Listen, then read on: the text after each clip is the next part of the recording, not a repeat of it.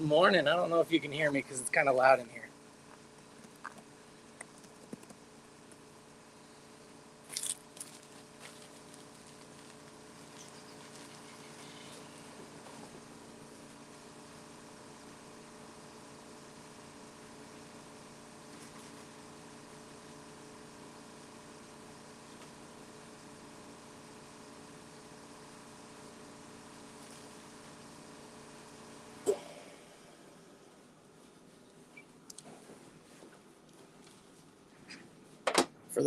For the one of you who's still in here, can you hear me okay?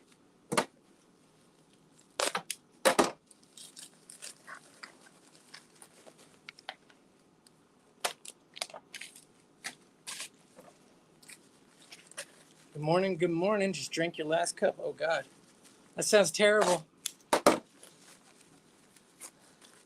Luckily, when I run out, I just go over to the rack and grab another box. All right, so we're gonna do some stuff at the lab today, and maybe we'll talk about all the testing equipment if anybody's interested.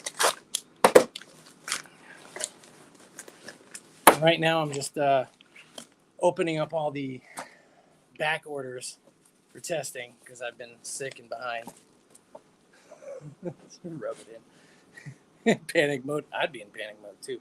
I opened up because I drink a lot of coffee because obviously I opened up the box last night and I had the very last extra strength decaf. It was very unfortunate.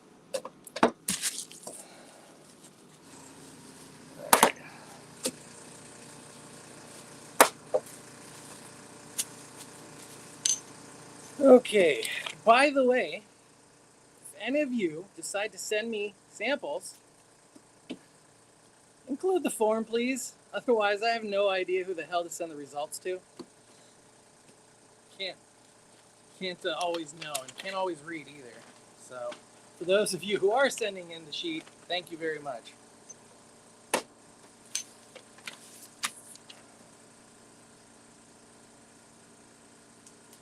So, for any of you who's watching right now and is wondering what we're going to do, so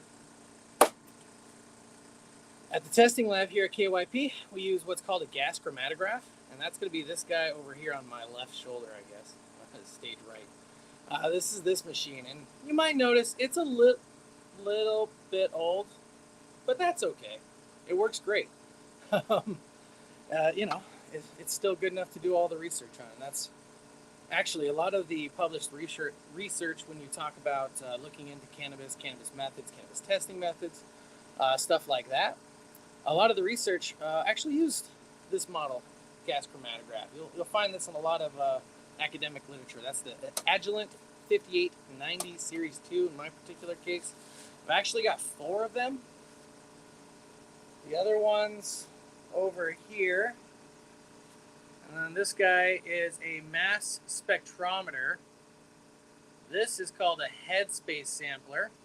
This is what we use when we're measuring things like residual solvents or terpenes. That's this guy. And this is a controller and all kinds of other fun shit. So, and that is a mess. So, anyway. If you guys have any questions about it, please let me know. I love talking about this stuff, but don't like talking into blind air either. So I think what I'll probably do is I just go through this. Unless anything comes up, I'm just going to kind of talk about what I'm doing. And so this is one of the samples that came in. Now, if you don't know, you can go to KYP Labs, get a sample testing kit. This gets mailed right to you.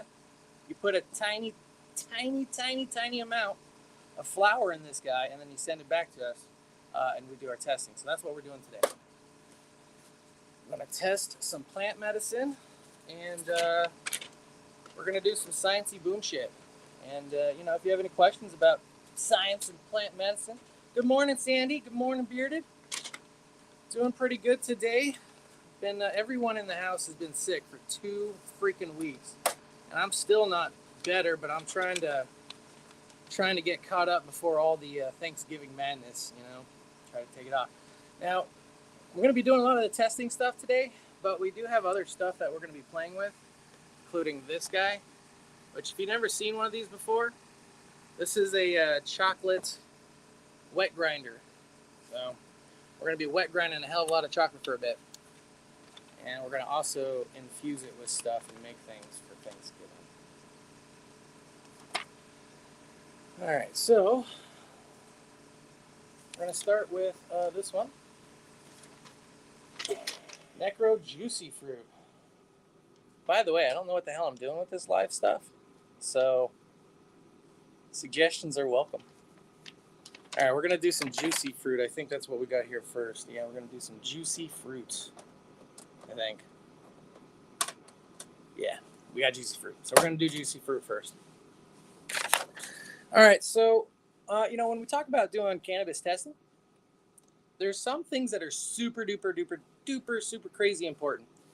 And basically, every step of the way, if you have an error, that error can compound. So when we're talking about trying to be as accurate as possible, the way that we do that, as much as is possible, we try to be consistent in everything. So in order to have as minimal errors as possible, as to be accurate as possible, we need to record everything that we do. So the very first thing, when I get a plant sample in, like this one, by the way, if I can't get your plant sample out of the bottle because you stuffed it in there, I can't help you. Please don't stuff too much in there. I don't need a whole lot, all right? So this one's actually going to maybe come out with just a little bit of coaxing. I'll be right back to find a coaxer.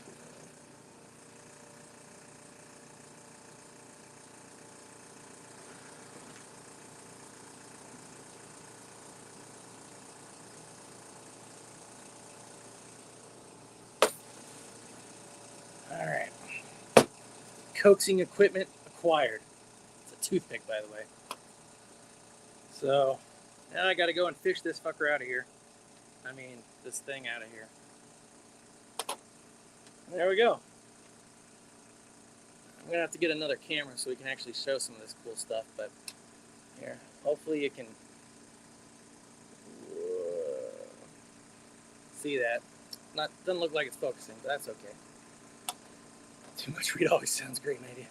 Yeah, I mean, so one of the funny things, obviously being in a testing lab, there's this joke like, oh, you must smoke all that weed that you get, right?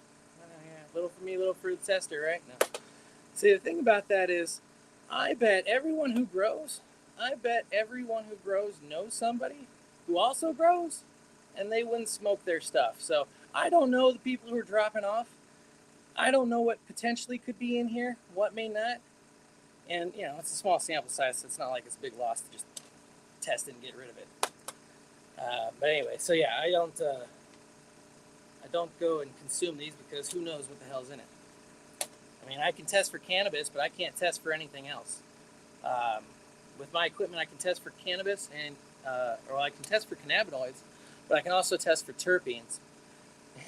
But I can't I can't reliably test for most pesticides or contaminants that you generally would want to have randomly smoking from just random growers sending you stuff. You know what I mean? So anyway, we'll get this going. So after I get the thing out of the bottle, this is, by the way, a little piece of broccoli if you're on one of those platforms that doesn't allow plants. Good morning, Butter. I actually see you showing up in StreamYard, so that's crazy. That's awesome. Good morning. Good to see you. All right, so after I get your plant sample out of the jar, then we got to take it over to the weigh scale, which is this guy. I won't be able to show you, but this guy is a 0.0001 of a gram accuracy. So it's really, really, really accurate, and that's part of what I was talking about when we're doing testing and we're talking about trying to get reliable numbers. In the industry itself, there's a widely accepted 20% variance. Hey, so if it's 24% and it's 29%, same test, who cares? That's within 20%. And that's really acceptable, but to try to be as accurate as possible, the way that we do that is at every step of the way, we try to, measure to as much as we can, be as accurate as we can.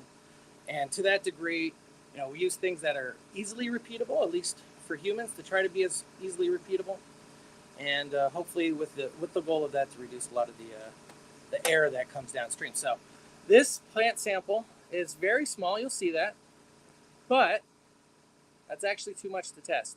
So I'm going to show you real quick how much we test when I take a sample like this. Now, what I will preface this with saying is that there's a lot of different forms of testing.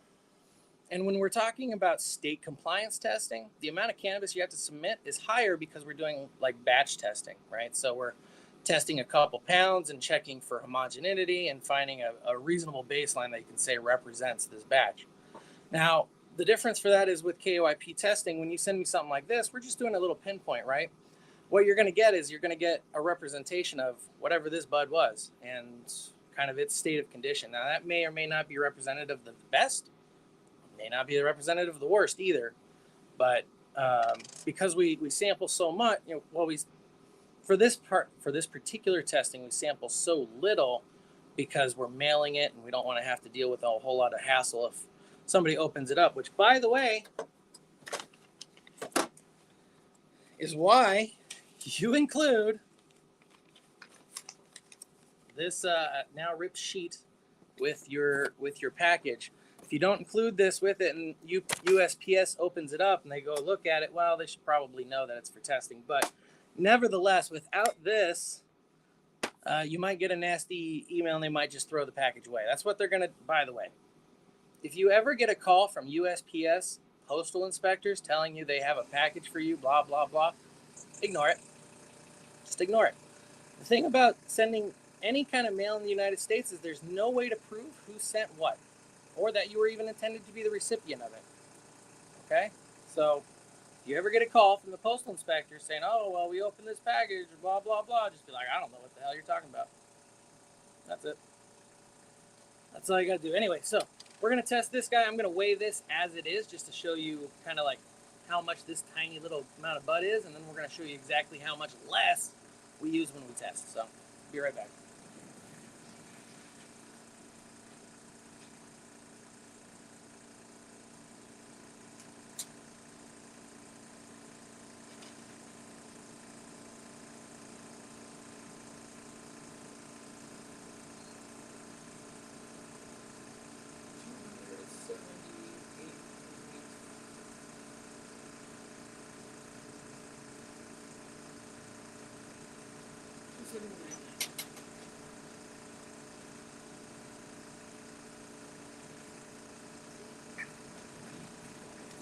All right, so this guy, yeah, you're way wrong, by the way, is 279.9 milligrams. All right, 279. So it's about 300 milligrams. Very, very, very small. Now, I'm going to show you. Okay, this is what we start with. And then I like to try to sample from the bottom and the top because it is a small sample, and we do want to try to have a good representation, even though we're taking an even smaller sample out of it. All right, so I'm going to show you if you can. See that? This, by the way, so that's what we're going to weigh. That's probably about right. I'm going to check. But this is what we started with. So quite a bit left of that, right? So I'll be right back.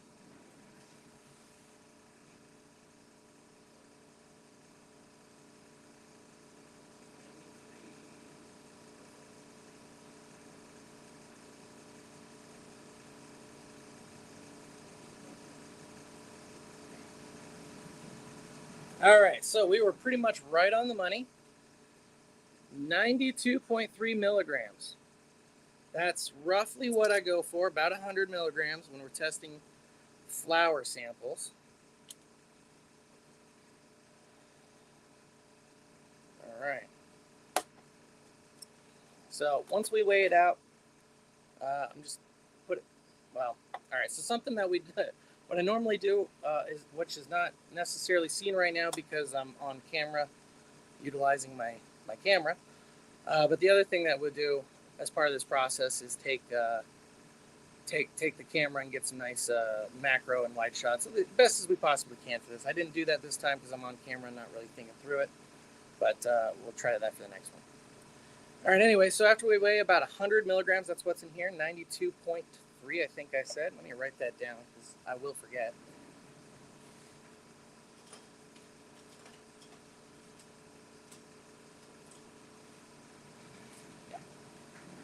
So 92.3 milligrams. That's how much plant sample we're going to put into this vial.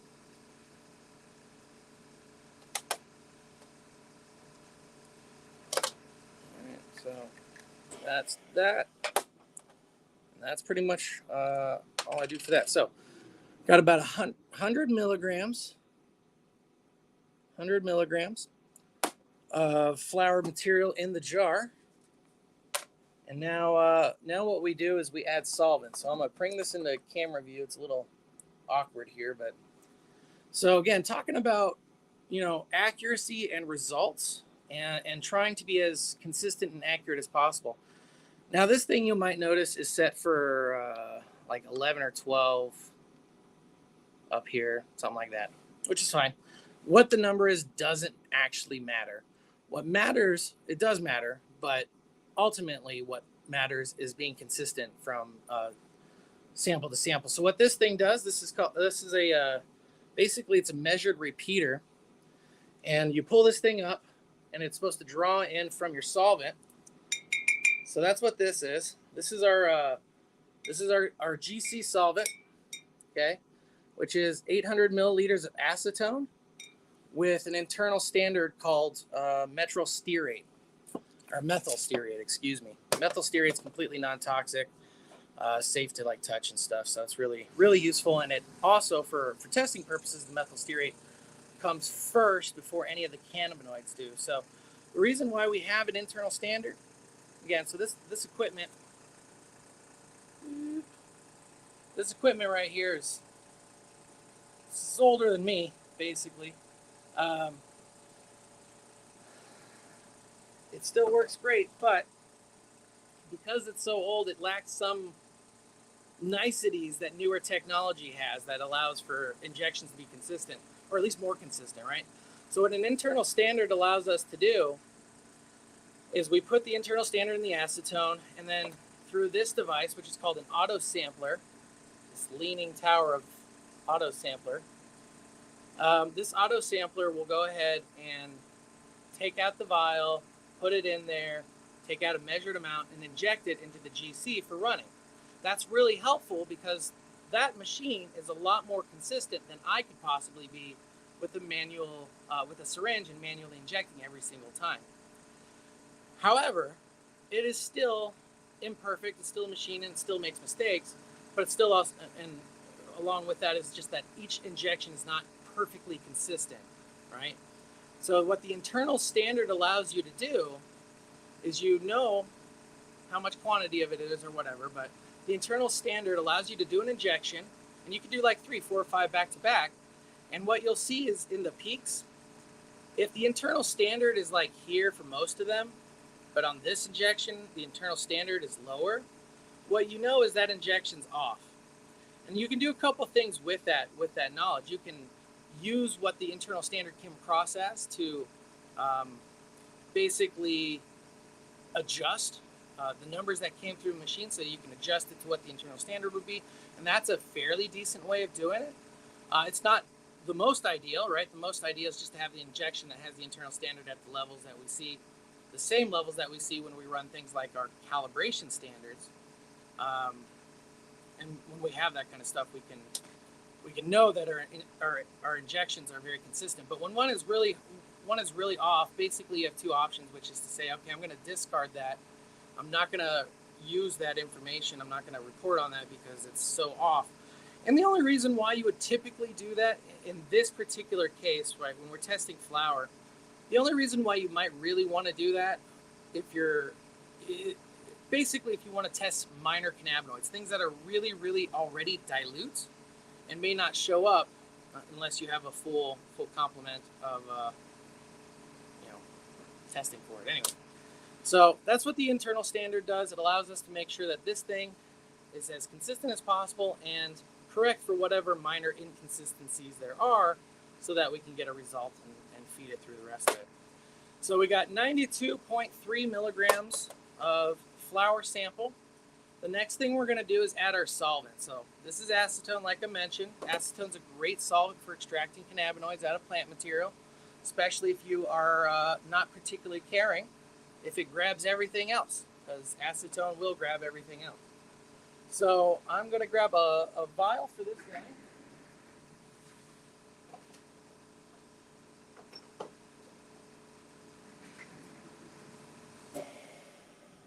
Now, one thing, because acetone is so volatile, it will evaporate on you, and you don't want to necessarily have that. So what I'm going to do here is, this guy's not primed, right? Because I want everything to be as consistent as possible. And this guy's going to have a lot of air bubbles in it. So I just need to kind of get those out, get it ready to go. And now I'm going to go ahead and do this. And that's the end of that. So process so far has been to take our sample, take our flower sample, weigh it out. In this case, 92.3 milligrams. And now we've added a measured amount of acetone. In this particular case, it's 12 milliliters. So I'm gonna write that here on the bottle so I don't forget. Let me just triple check that's what it is on the machine. Yeah, looks like about 12. So I'm gonna write 12 milliliters. And then this is gonna sit. So I'm going to go ahead and prep the other ones. But after I'm done prepping, this is gonna go into what's called an ultrasonic bath. So right here, where my finger is, this is an ultrasonic bath. Basically, if you're not familiar with this tool, ultrasonics or ultrasonic cleaners and baths and whatever are awesome, especially when we're talking about extracting. But what this thing is going to do is it's going to send vibrations through the water that's in there. It's going to go through the glass in this jar and hit the solvent. But those vibrations, as they travel through water, solvent, whatever else, in particular like water, does what's called microcavitation. So the waves kind of go through the water, and then because of how they're shaped, the water essentially expands and collapses. And what that does, especially if you're talking about like cleaning, like really intricate stuff, it allows you to basically clean everything, everywhere, without having to touch it, because the sound waves just travel through and they take care of it for you. But that's what the ultrasonic does. We use this to get as many cannabinoids out of the plant material as possible, right? Just being in here with the acetone, that's going to do some of it, but the ultrasonic basically gets in between the plant cells and will rupture them, open them up, make them available for that acetone to go in there, wash out the cannabinoids and everything else. So that's what we're going to do right quick. So this next one is something else. I don't know the name, and we're not going to try, because cannabis strain names are, well, they're special. So I'm going to grab a wave of it.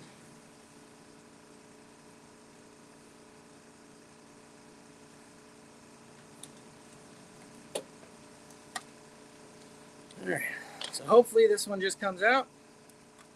Hey, that's exciting.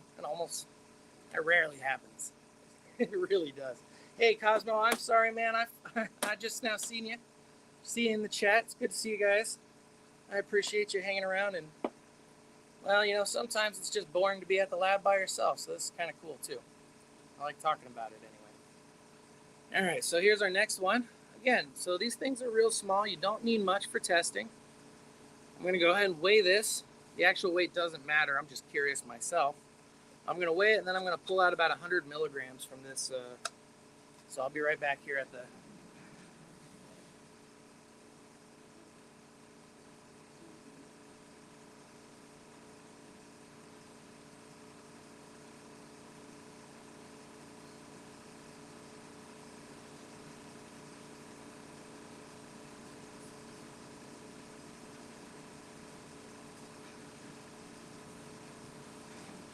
All right, so this one came in at 256 milligrams. Maybe we should do some contests and do some guessing games anyway. All right, so 256 milligrams. Like I said, that number doesn't matter, because I'm going to go ahead and only take about, half, roughly, a little under half of what's in here. So again, when I sample for the method that we're testing, because it's such a small amount for obvious reasons, I like to go ahead and sample from the bottom of the bud and then sample again from the top. Just that way I have a little bit of, I don't know, variety or whatever.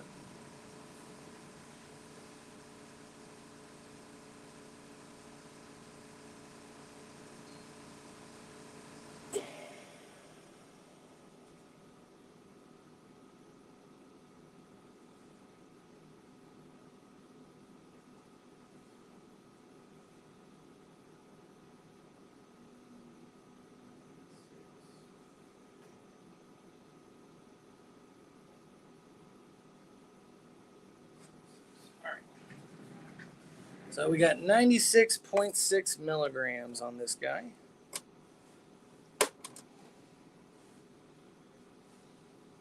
Just going to go ahead and write that down, 96.6. Don't want to mess that up.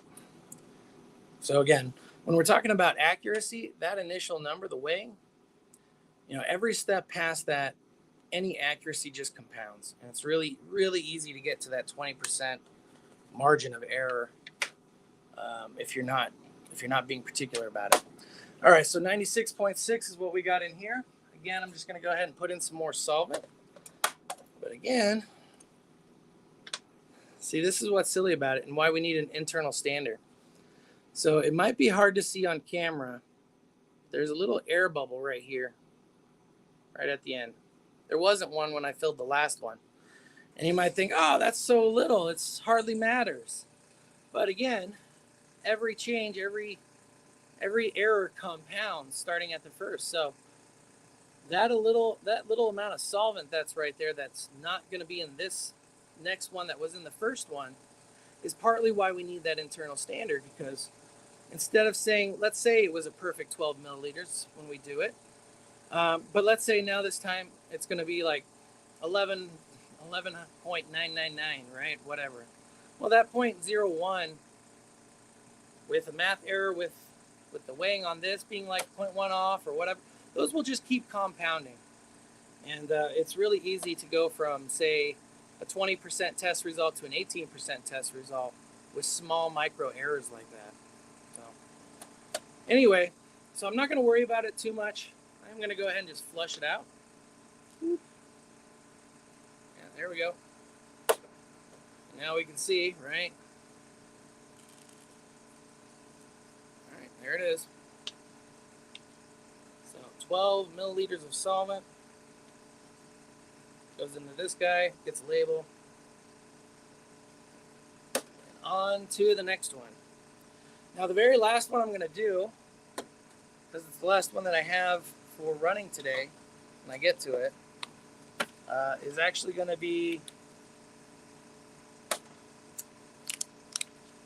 some concentrate. So we'll show you how that's a little bit different from flour. It's basically the exact same process, but because concentrate's so concentrated, we want to take a whole lot less of it and dilute it a whole lot more. So I'll be showing you that here in a minute. All right, next flour sample I have is purple ghost candy. Looks like it's a seedsman variety. I don't particularly know. That's what it says.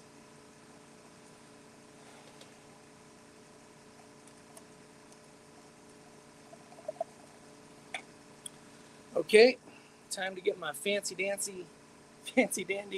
Oh, hey, that smells good, by the way. Dang.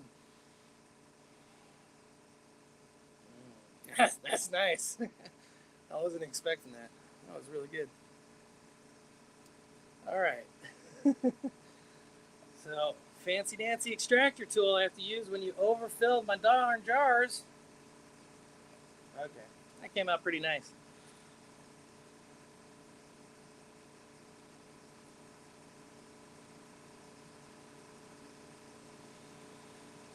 That's nice.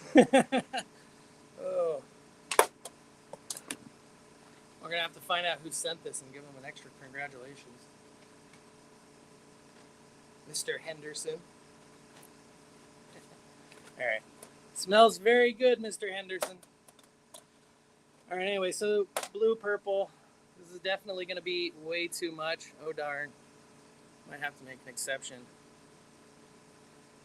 Damn, that smells nice. All right, we're going to go weigh this. Try to get about 100 milligrams. I'm not even going to bother weighing the full thing because now my hands are just sticky. So I'm going to start with that little piece and see what it weighs. Be right back.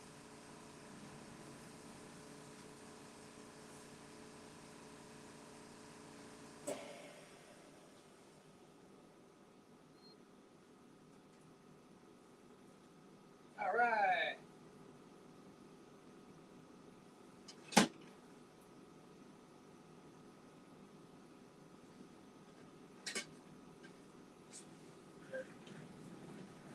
Nice. 107.3. 107.3 is what we got out of this guy. So that's right exactly where we want it to be. So we weigh it, 107.3 milligrams. Goes into the vial. I'm going to go ahead and mark it before I forget. 107.3 milligrams. All right. And just as with the last two, we're going to go ahead and take this guy. Take our little kind of like waste vial so I can flush the end of this thing. Didn't even take much. There it is. It's a pain to have to do this, but it helps with the accuracy. So it's worth doing it. All right, so that's number 3. And now we get to testing the concentrate. So testing concentrate's a little bit more of a hassle because, well, first of all, concentrate's sticky. Likes to stick to the container it comes in, which is why my kit is primarily for flour, because getting the shit out of there sucks. So let's get this guy out. By the way, if you haven't heard of, or if you haven't done anything with Action Genetics, guys, Ivan, he's a great guy, really nice. Highly recommend at least giving him a, conversation, talk about it. Good stuff. Just a nice guy, There's definitely not enough of those at times. All right, so this is Uncle Richard's Strong Hand Rosin. Man, I'm almost a little excited to get this open. Oh, good Lord. Thanks for packaging it so well, Ivan. I know you're not watching, but maybe one day. All right, Uncle Richard's Strong Hand. Let's see what it looks like. Get this fucker open. Hey, it looks pretty good. Can't see because it won't focus, but hey, that's pretty good. Smells really good too. All right, so I got to get a different vial for this because it is rosin, and it's not something I can use. I'll be right back.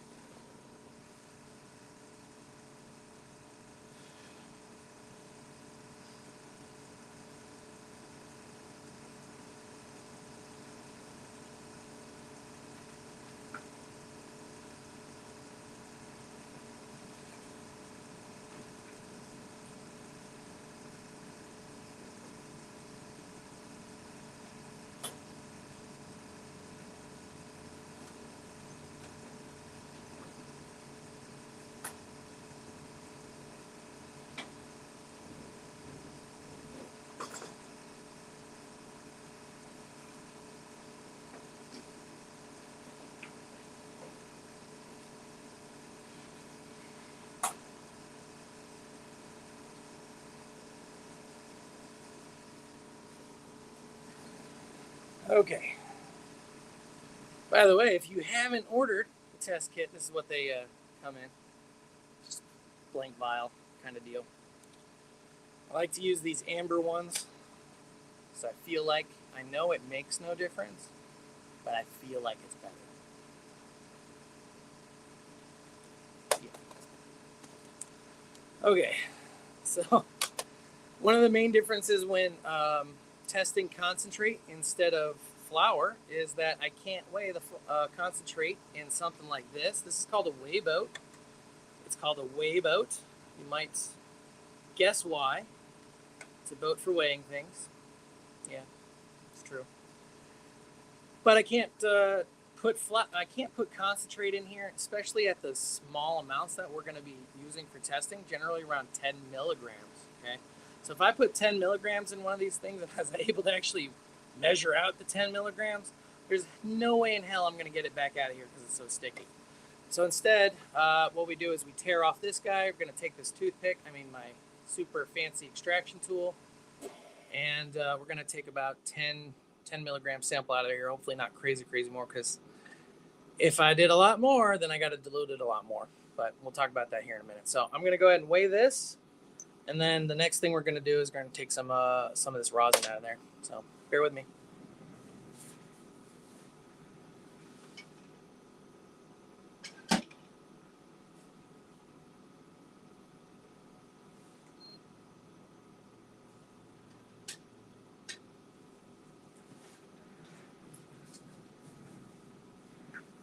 By the way, these scales are so crazy. If you don't close it, if you don't have it isolated from vibrations, it'll measure your breath nearby. It's pretty nuts. All right, so I got this tared out. Yeah, I'm just gonna go ahead and take a little bit of this rosin, and this is gonna be it probably.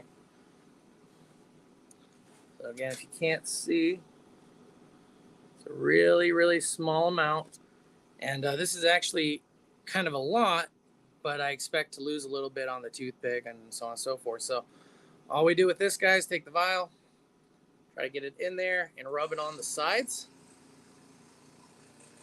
Okay, now you can see, like, I'm not getting that off the toothpick. I could try, but whatever. It's not really worth it. Instead, what I got over here, probably can't see, but a little bit maybe, is just this kind of smearing right there. So that's the concentrate. We're going to go weigh this in the vial.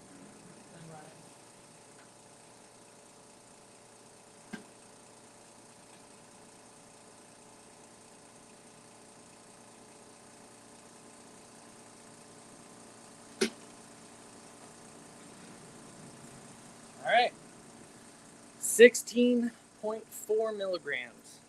That's what we got out of that. It's more than we would need for sure. Shit, what did I just say? 16.4? Yeah, that's what it was. Somebody's paying attention, right?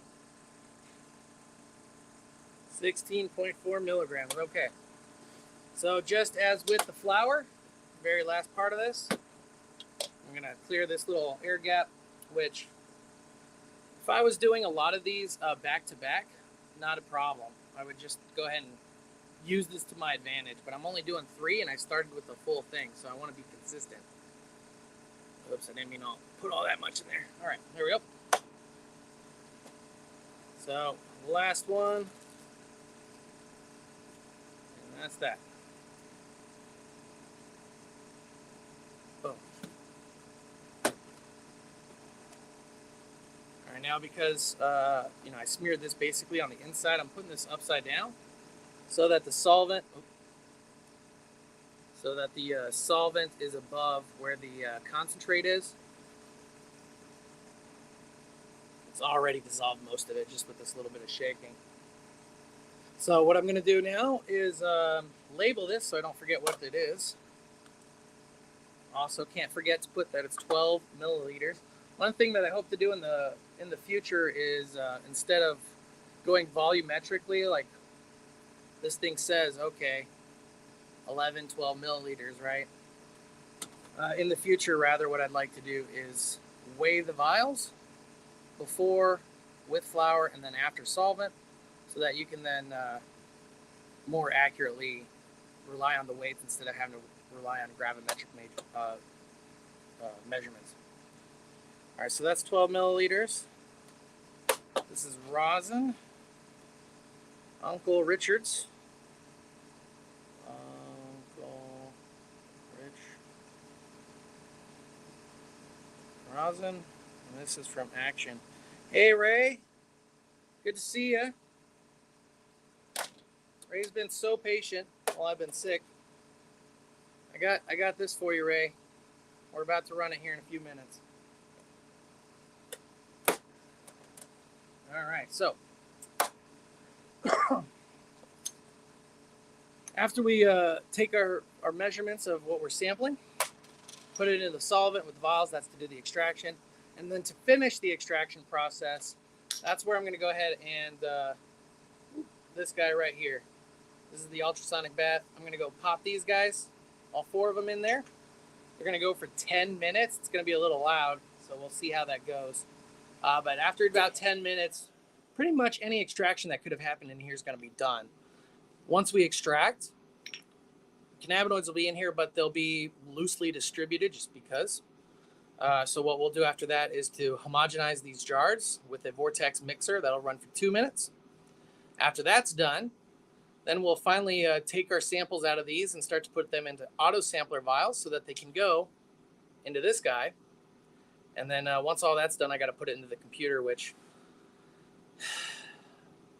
I didn't bring my computer. So we'll see if I can do it from my laptop. And we'll yeah, it's been a time. Anyway, so I'm gonna go ahead and throw these in the bath, and then I'll be right back.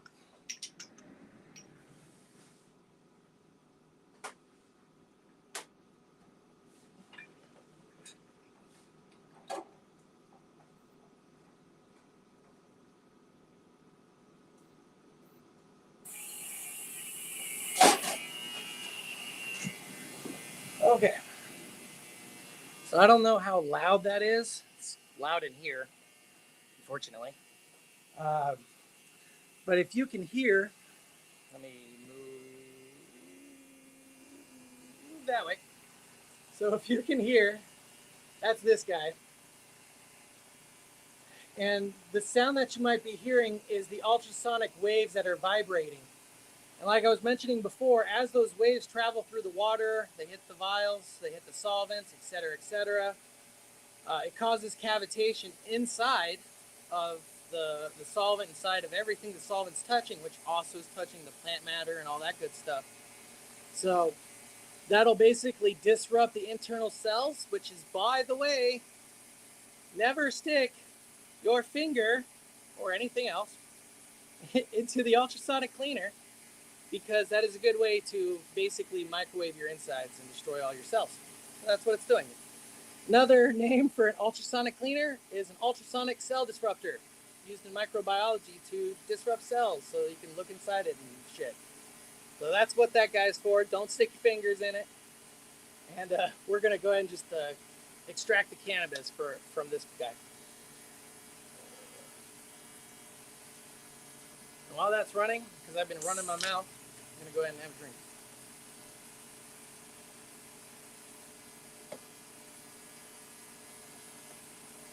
Oh my God, so much.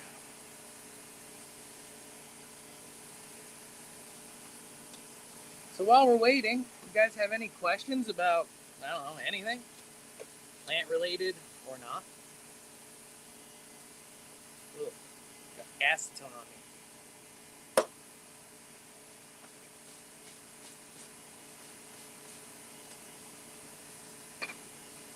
Cheers, butter. Are you out of here?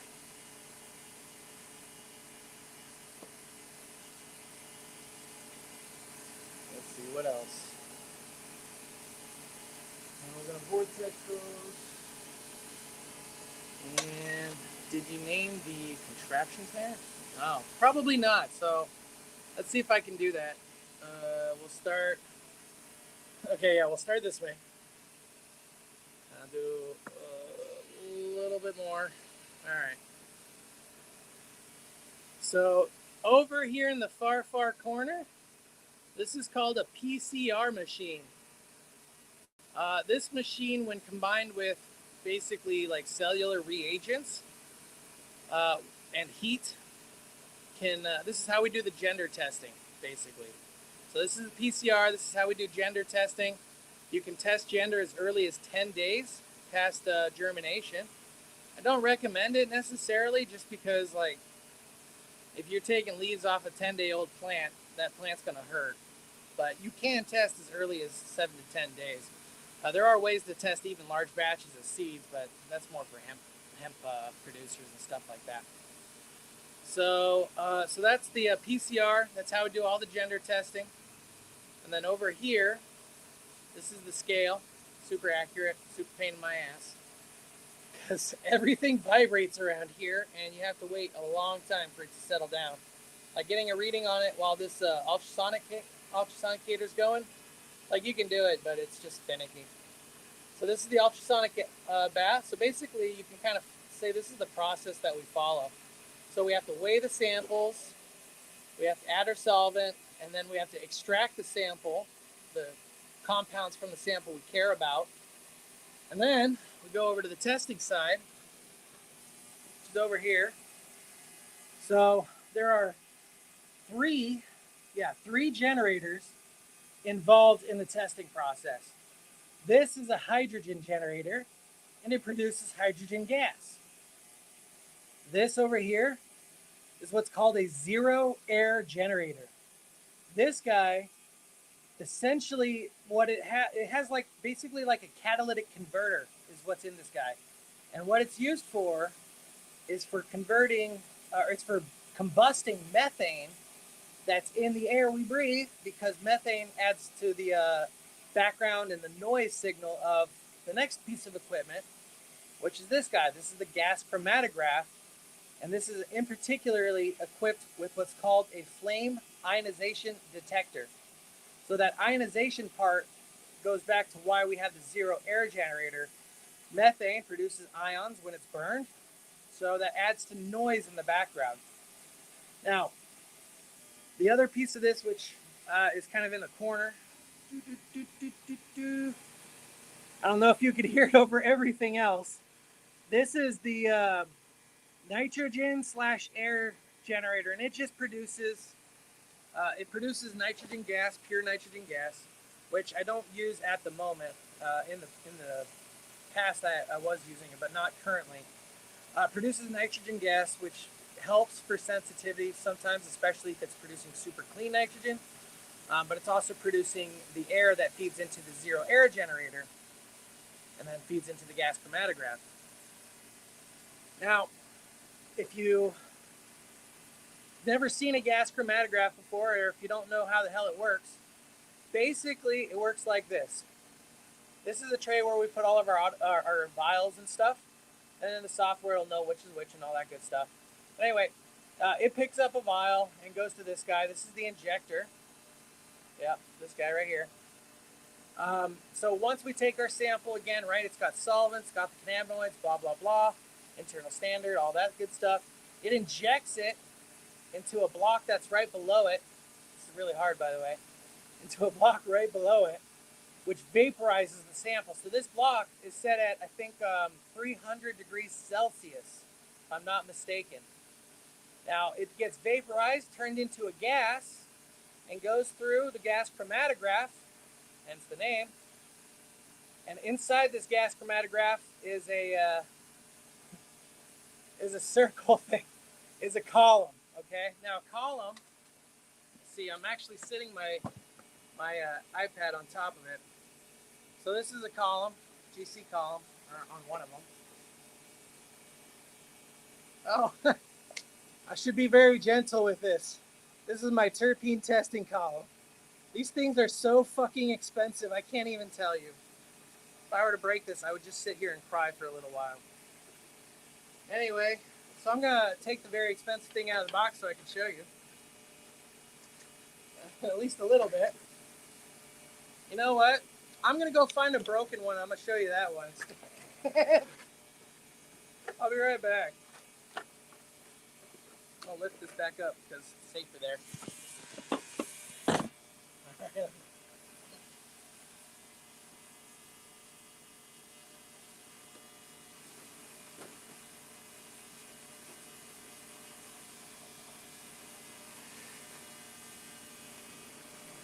All right.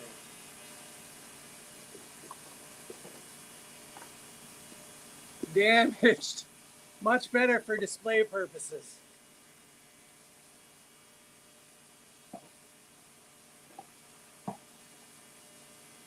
Okay. So this is known as a capillary column. There we go. And what you can basically think of this is as a very long, like filter or Um, yeah, I guess. So essentially, this is a glass tube. It's a very long glass tube. This is like 30 meters, I think. Yeah, 30 meters. 30-meter glass tube. Inside of here is a polarized silica of various kinds and shit. I won't get into it, but basically, when we inject into the gas chromatograph, the gas flows through this column. Now, the compounds that are in this column slow down, or the media that's in this column slow down the compounds that are in the gas. And what that does is it allows compounds to come out at different times. Okay. Now, when they come out at different times, that's how we identify what the hell it is. What is delta 9 versus CBG or CBN or whatever. Now, the column is what helps us break those apart to separate them so that they come out at different times. Now, once you know what time the compound comes out, which is also known as the retention time, once you know that, you go on to the next part of the FID, which measures the signal. So let me see if I can, I'm going to try this real quick. I'm going to join from, hey, the ultrasonic's finally off. God damn. My ears just breathed a sigh of relief. So I'm going to go ahead and see if I can grab my phone and join the StreamYard here from it.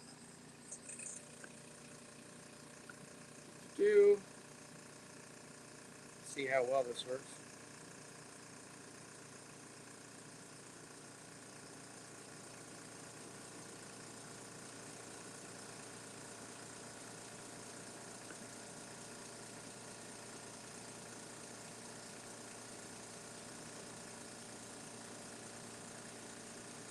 Bear with me while I get this going.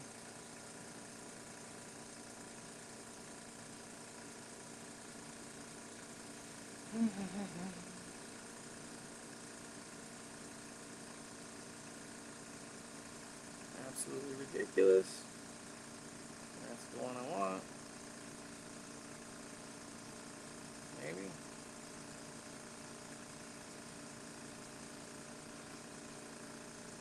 Wow. Wow. Hey, okay, that came.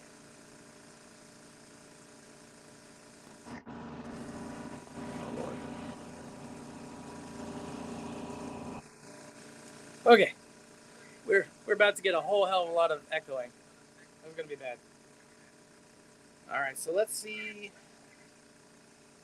What I wanted to show you here was the signaling part of this thing. I'm gonna try to flip this camera around. I hope that wasn't it.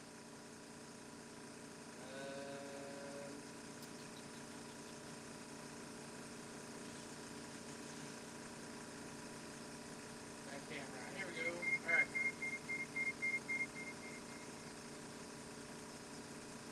Okay. So this right here is the signal. Oh, hold on. Alright.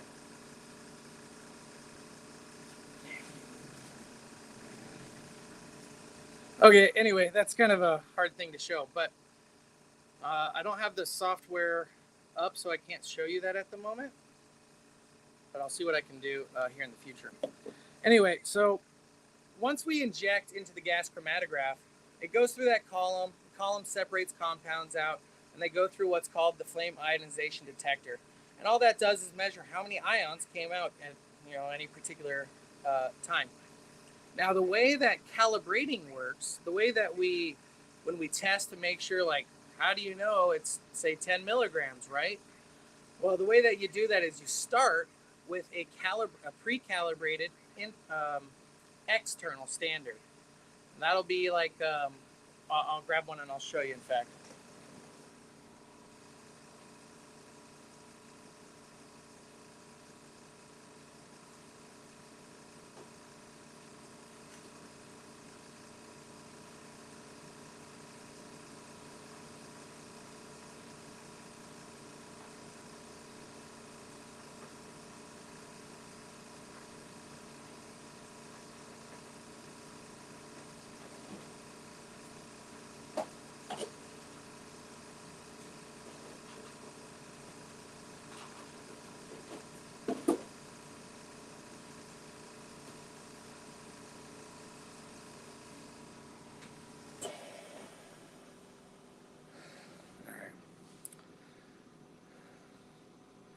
So these are, it's not the standards I meant to grab, but that's fine. Doesn't matter. These are terpene standards from ResTech. That's who I buy my standards from. This guy, okay, let's see. Kind of maybe see. Anyway, so these are standards. In here are measured amounts of compounds. In particular, these are terpenes. So between the two of these, I think there's like 60, 40 something. I don't remember exactly. But anyway, so you use these, inject it into one of these. The column separates the compounds out. So they come out at different times. That's the retention time. And then goes to the detector, and that lets you know how much. So if you have a known amount of something and you know exactly what it is, you can inject it and measure the response and say this amount of response means this amount of compound. Okay? So that's what that does. That's why you need an internal, or it's why you need an external standard, an actual standard for the compound. Because otherwise, you're kind of shooting in the dark. I could run injections all day. It'll give me measurements. But without something to compare it against and to say that this is what it is, you have a really hard time being accurate, essentially. Let's see. Huh. That's awesome, Butter. I'm so glad. So yeah, so this is the standard. The next thing that we're going to do is the ultrasonicator is done. Yeah, so this guy. The next thing to do is to then go ahead and vortex mix, which I'll go ahead and take the other cam. I'll mute this guy, hopefully. It doesn't get loud. And we'll see what we can do. So let's go.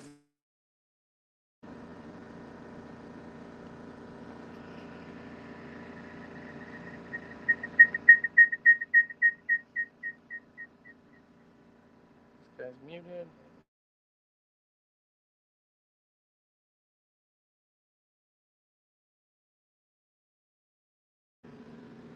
All right, so this is the ultrasonicating bath. And you'll see these things, they kind of just float in here, but that's okay because all that matters is that they're touching the water. That allows the ultrasonic waves to penetrate the glass vials and stuff. So we're just going to take these out.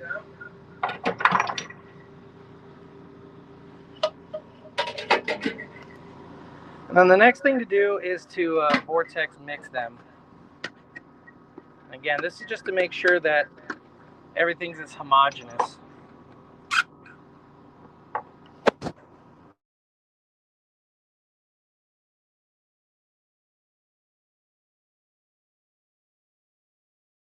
This, by the way, is slightly more challenging trying to manage one hand. All right, we'll see if that works. So one of two things will happen. This will either a vortex mix or it's going to throw it at me. We'll see what happens. All right, so as soon as that's done, the next thing that I'm going to do is I'm going to take these vials. These are auto sampler vials. And depending on what we're testing, how much of it that we're testing, we're going to do a dilution between these guys into these guys. So typically for flower samples, we'll do a 10x dilution. And then depending on how much concentrate you end up putting into the vial, we'll do a 20x to maybe a 40x dilution, depending on how it all works out. So we're gonna let that run. I'm gonna get some of these out. Just get them ready to go.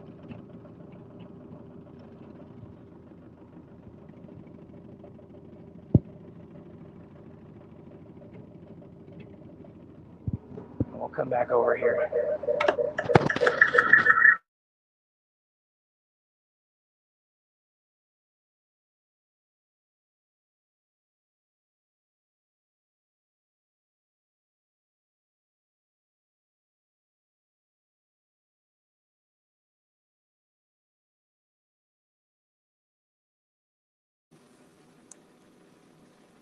All right, so we got about 30 seconds left on that. And then I'm going to bring them over here to this table, and I'm going to show you how we do the dilutions with the mechanical pipettes. So I'll be right back.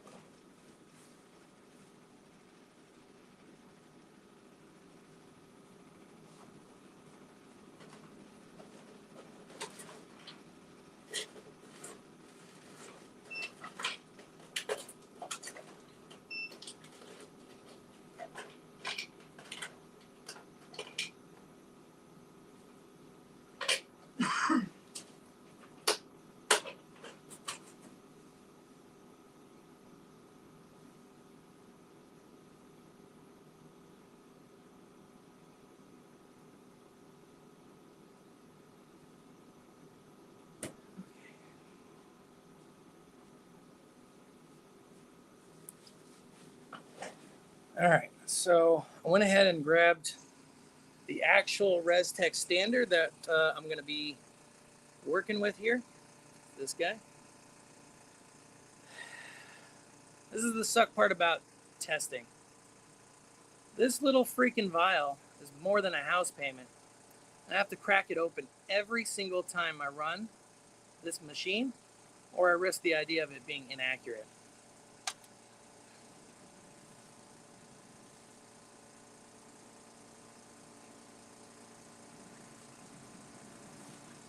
All right. So back to this guy. In fact, let me see. I have an idea. Give me a sec. I'm going to set this up. I might be able to show what I'm doing here.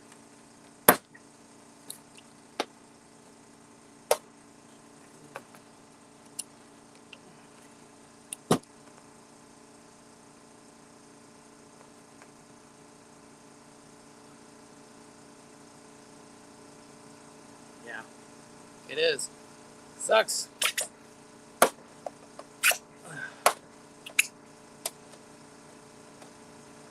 So what I'm going to do to kind of offset that, because quite frankly, what I charge for testing does not cover, it barely covers the material cost of testing. It doesn't even cost when I have to crack open the standards or anything like that, which is unfortunate. But what I'm going to do to kind of help work with that, or to help offset that, is so this is a standard. Right, this is ResTech. This is what they sent. This, and let's see. Turn this camera around again.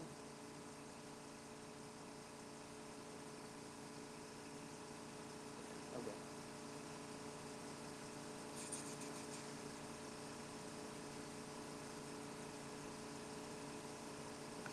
This. Okay. And then I'm gonna go ahead and see that.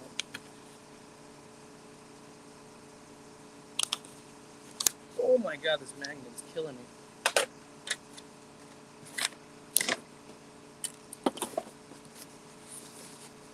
Oh, fuck.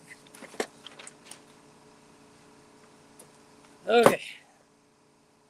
Let's see if we can log this guy in.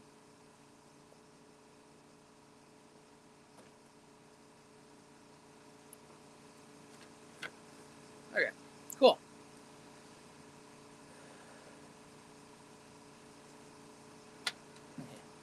So, talking about accuracy and all that kind of good stuff.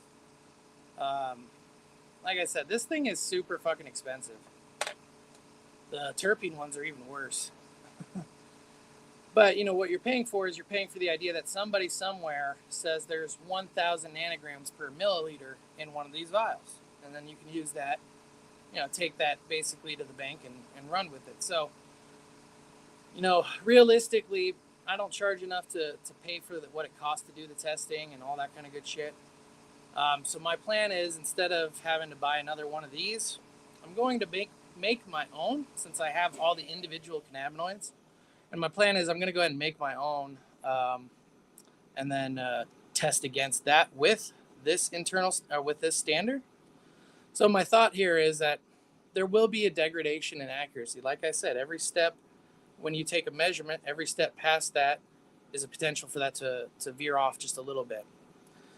So that will be a downside to that. However, the idea is that should allow us to do a lot more testing, a lot more cost effectively, while still being relatively accurate. So one of the things that I'm going to be doing a little bit here after Thanksgiving is I'm going to be running that test. And so what I'll be doing is I'll be making a 3 to 5 series dilution of this guy, and I'll be making a 3 to 5 series dilution of whatever I make up next, and then we're going to run them side by side, back to back, et cetera, et cetera.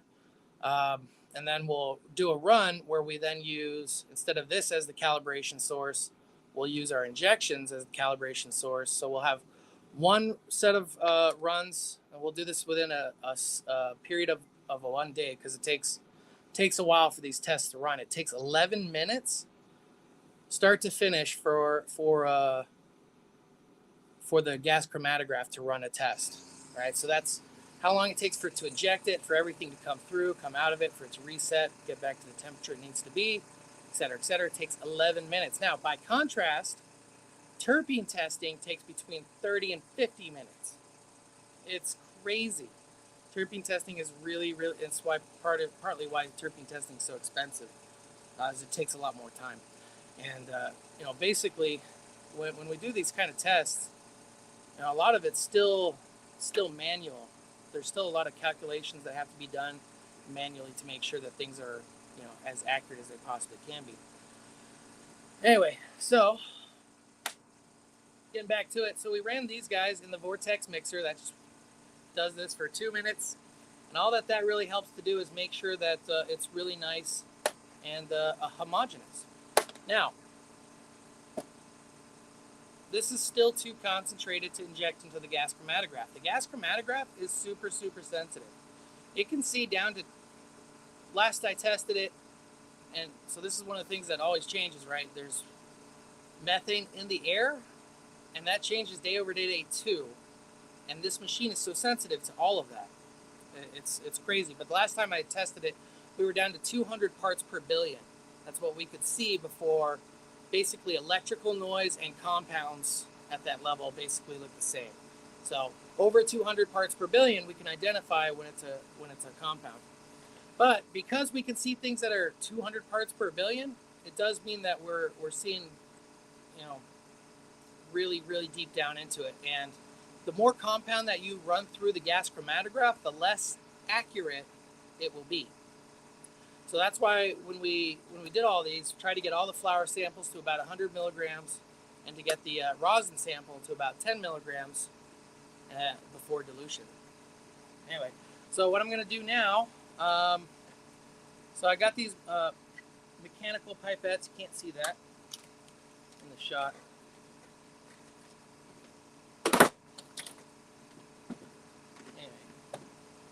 So I got these two guys. These are called mechanical pipettes.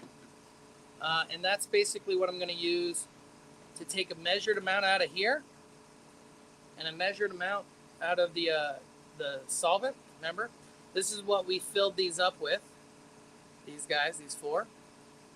So I'm going to take a little bit out of here, out of these guys, and we're going to put them into here at various dilutions. And that's what we're going to do next.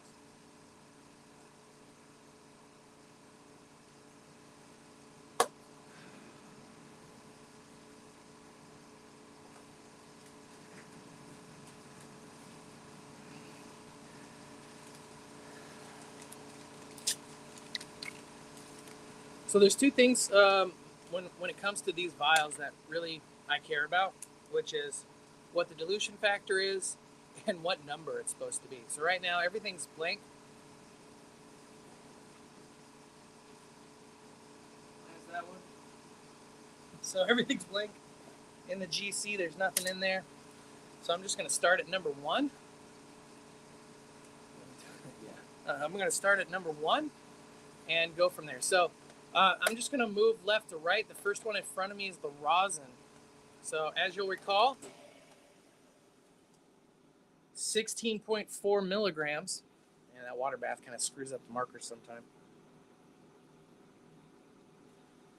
16.4. It's hard to see. But because of how concentrated that is, I would actually prefer to have it under 10 milligrams. So what I'm going to end up doing is a 20x dilution for the rosin. So I take my vial here, this guy, if the camera catches up, this guy, and I have these little stickers I made, and all it does is it's either a 10x dilution factor or a 20x dilution factor. So we're going to take a sticker for 20. That way we know. And this is going to be this guy. This is the rosin. So I'm going to write the vial number on here, which is just going to be vial number 1. Okay. But what I'm also going to do is put that onto this guy so that if I forget or whatever, then I know.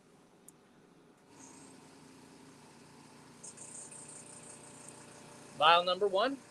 Vial number 1. All right, so I'm going to go ahead and put the stickers on these first, and then I'm going to, as quickly as I can, I'll have to get it all set up, but as quickly as I can, I'm going to take these mechanical pipettes and do a series of dilutions. So I'm going to apply the stickers first.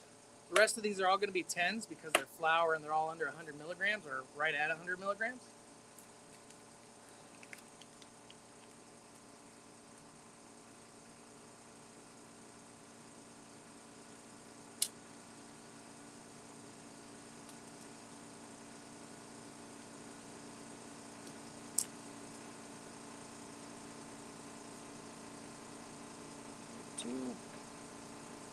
And we'll get the last one here.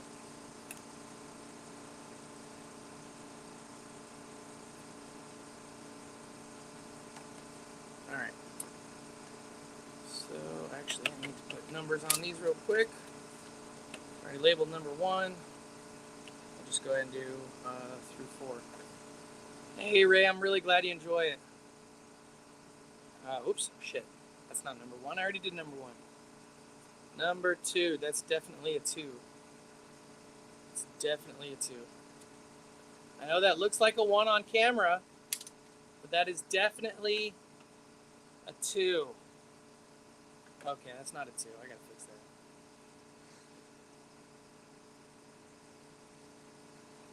More like a 2 now.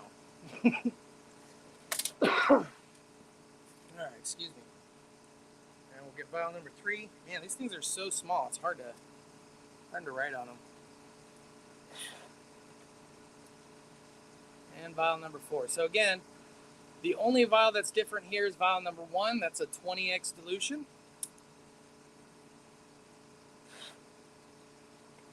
Yeah, look at that. That's a 3 and a 4 that's easily distinguishable. I'm very pleased with myself. Alright, so this is going to be vial number 1 on the rosin. So what I'm going to do here is just kind of like line them up and pre-label the vial numbers so I don't lose them. It'll be vial number 2,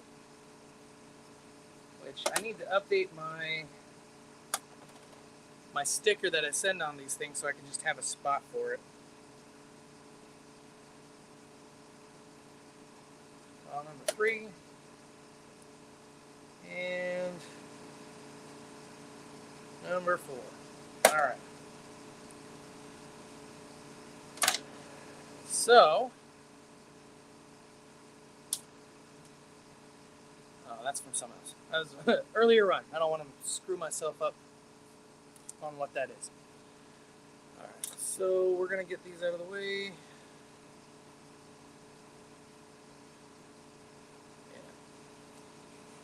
There's so little. This is part of my standards. You can't even tell. There's just a drop freaking left in there. Try to use every little bit of it. All right, so the next thing I'm gonna do here, I'm gonna get the pipette tips for this guy. I'll set those up for this sequence of dilution, and then I'm gonna get another vial. I could use this one. In fact, I might just use this one because this is what I was using to prime the pump earlier. And might as well probably use that because it hasn't spilled out or anything. Normally, I wouldn't want to necessarily do that. Just take a fresh pump. But since it's been sealed, I'm okay with that. Reason for that is because if it wasn't sealed or sealed tightly, acetone is very volatile, right? So if you have something that goes from 10% solution to 12% solution, that screws up your numbers like we talked about. Constant series of screw ups that can happen and affect our ability to be accurate. So I'm going to grab the pipette tips. We'll do that. And while I do that, maybe tag somebody who might enjoy this stuff too.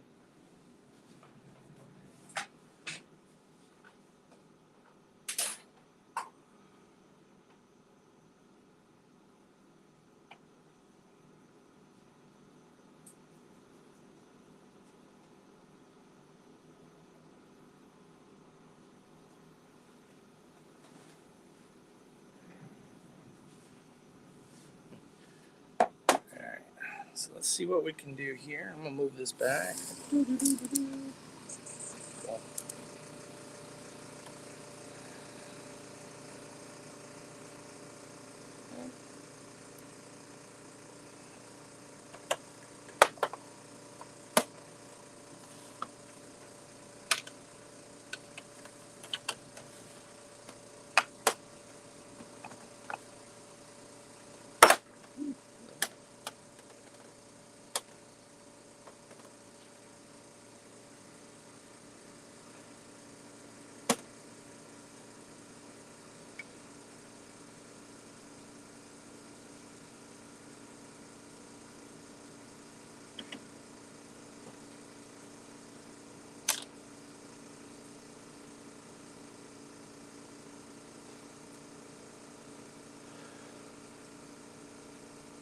All right.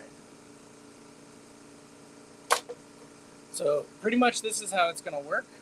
Let's see if I can get these things in the shot. All right, so this is how pretty much how it's going to work. I have two mechanical pipettes here. This guy, and you'll notice it's set to 950 microliters. So it's 50 microliters away from 1 milliliter. Okay, so 950 microliters, and then we have this guy, which right now I've set to 50 microliters. So 50 plus 950 equals 1 milliliter, and that's what we're going to fit into these guys. So for vials 2, 3, and 4, which are our plant samples, we're going to go ahead and use, we're going to extract 50 microliters from each one of these and put it into here. And then we're going to take 950 microliters of solvent using this one and put it into here. And that's going to give us a, excuse me, hold on. I'm sorry, I went backwards. So that's at 950 plus 50 is a 20x dilution. That's what we're going to use for the rosin. What we're going to use for everybody else is going to be 100 microliters out of solution, out of these guys, followed by 900 microliters of this. So we'll do that right now.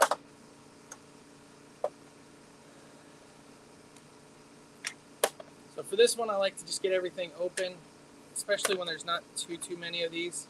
If I had like 10 or 12, this would be a little more challenging to do it this way. All right, so like I said, this is already set up for the rosin dilution, so I'm just going to grab that.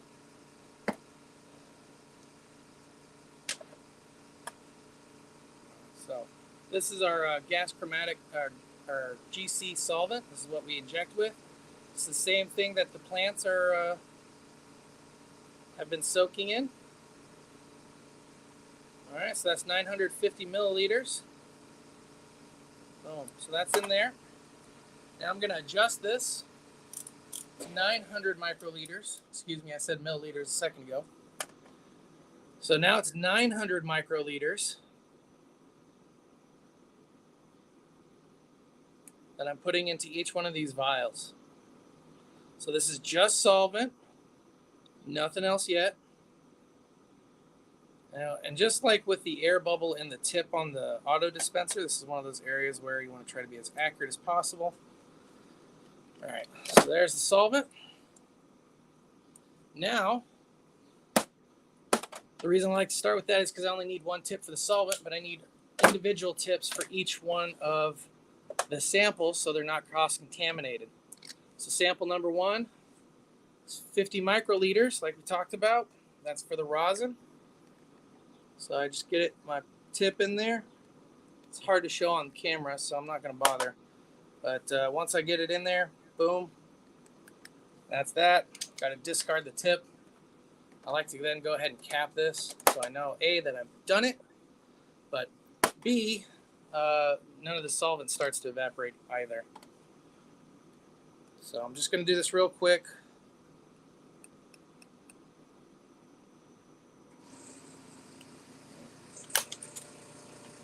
Just going to do this real quick so I can cap these back up.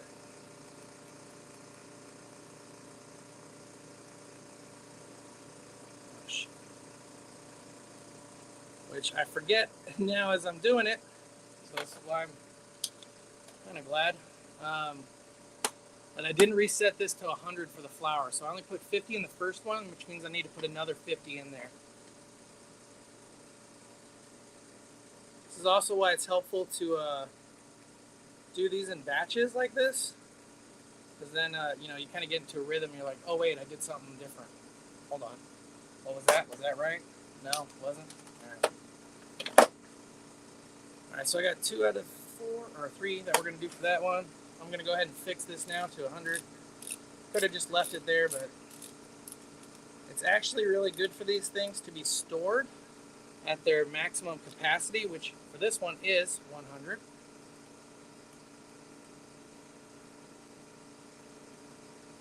All right, so that's that. Now I need to get some things for these.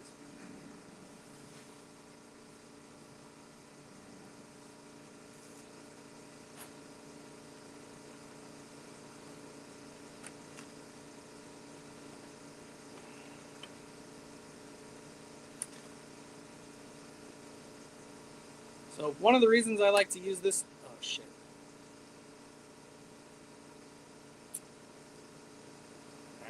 We're going to have to see how that goes. I felt something hit me. I don't know if it was in the vial or if it was something that I dropped on it or not onto the thing. Anyway, the reason why I like to use this guy, especially for small batches, is A, it holds it real nice, but the actual next part of the process too is to vortex mix these so they're homogeneous, which is what I'm going to do. So I'm going to place this on the vortex mixer and I'll be right back.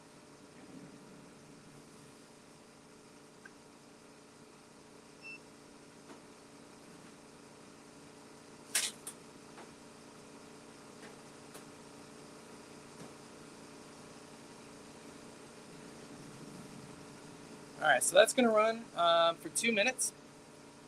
And then after that's done, we're pretty much ready to test it, actually. So probably what I'm going to do,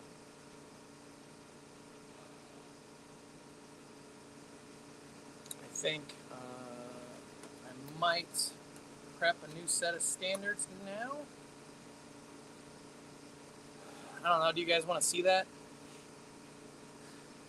You probably don't want to do it if you don't want to see it. So, let me know.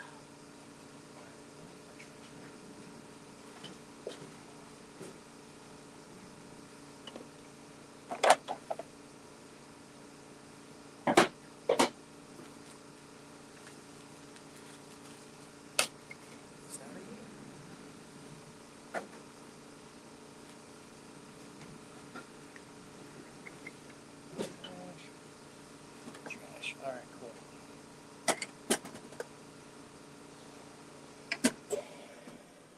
So, like I was saying, if you have a mechanical pipette, this number right here, that's the maximum. This one, that is microliters. And generally, you want to put the pipette back to that so that it just helps keep it Well, these things are calibrated, so it helps to keep it within its specs. Or so says the manufacturer and everyone who's ever told me about pipettes.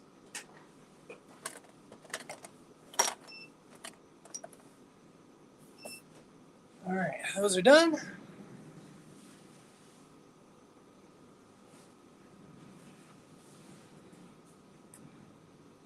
All right. So now that these are done, there's really nothing else to do for these but to put them into the GC, which I will go ahead and do. And I'm trying to think of how I can load up the software so that I can actually run these, because my dumbass forgot to bring the computer. Give me a second to think about that.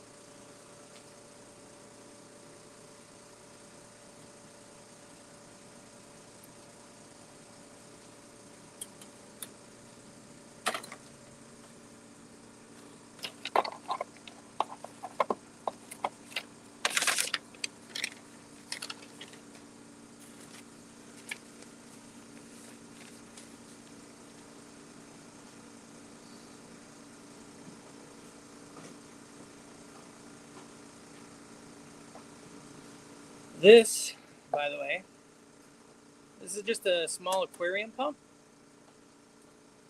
but it's hooked up to this little needle. Maybe you can see that. It's not sharp or anything.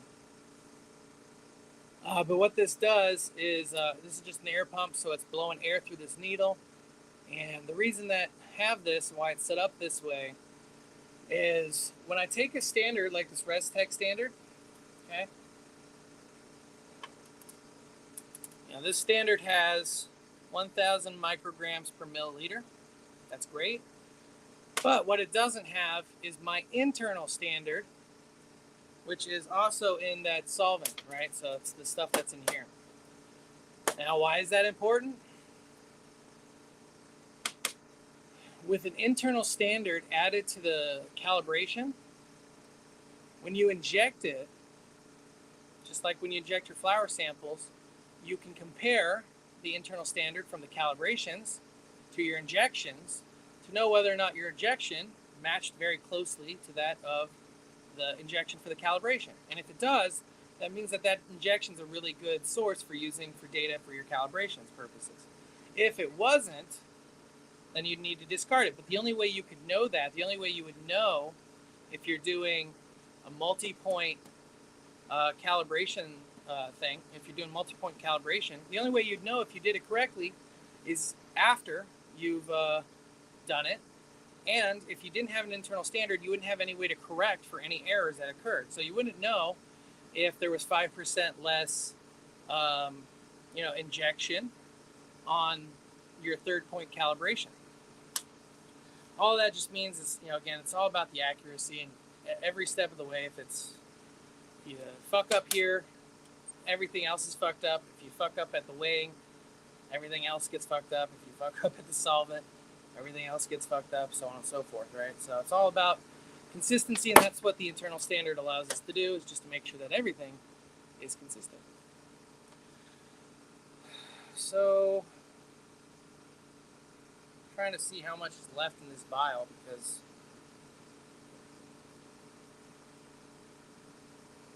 I really don't want to crack it open. I'm really scared to run out of this thing.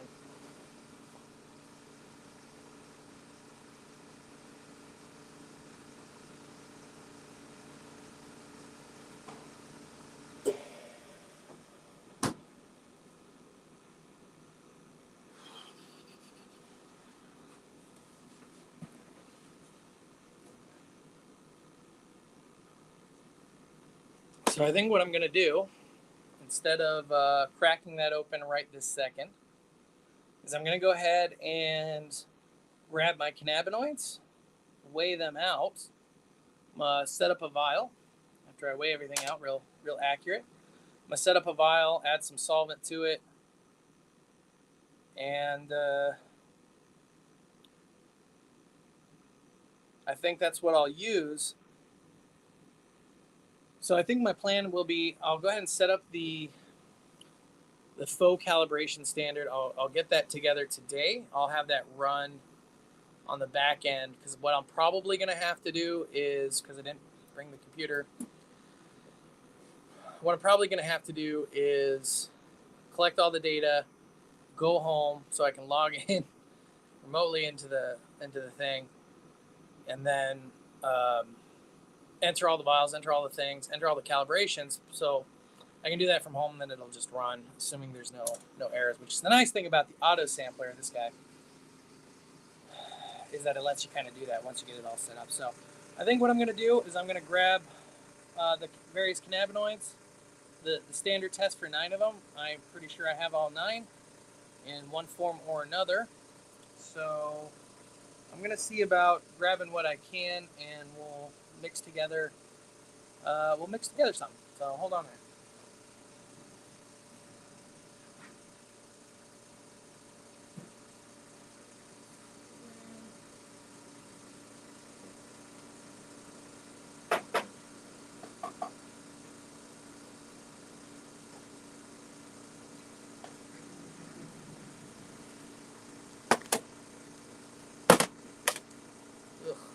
Ugh. Sticky. Whatever. All right, so these are going to be the cannabinoids. This is THCV, CBGA, CBDA. The sticky ass one is CBN. I gotta clean that. I'll leave that down there for now.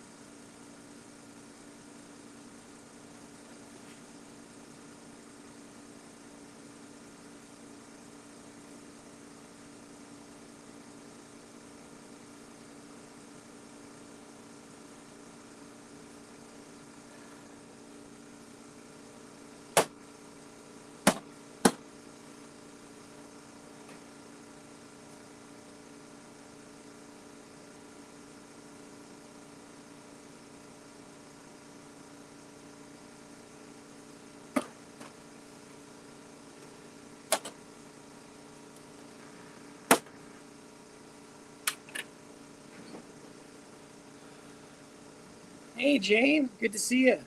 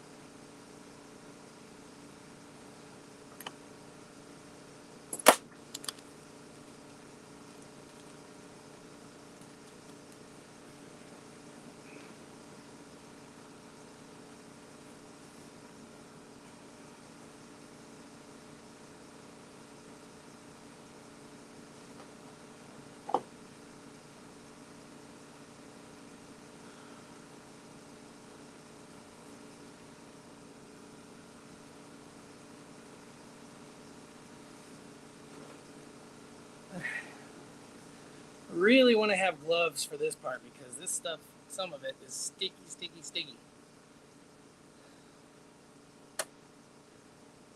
So all I'm doing right now is just kind of cleaning the equipment, because what I'm going to do here once I get it ready to go is start weighing out about a gram of each of the cannabinoids that I have. Now, these are not perfectly pure. Some are 99%, some are 80%. But my plan is, and my goal, oh my God, this stuff's sticking. But my goal is, even though, the compounds I have aren't they're not perfectly pure, they are containing what I need. So the goal here is I'm going to make up a big mixture, big enough to fill this thing up. This is a 100 milliliter bottle. So I'm going to make a mixture of cannabinoids, fill this fucker up, and then we're going to take the ResTech standard and basically compare it against this so that we know what this is. And then when we know what this is, or at least as close as we possibly can, we'll then use this as a standard for runs going forward, and that'll help on some of the costs of running a test.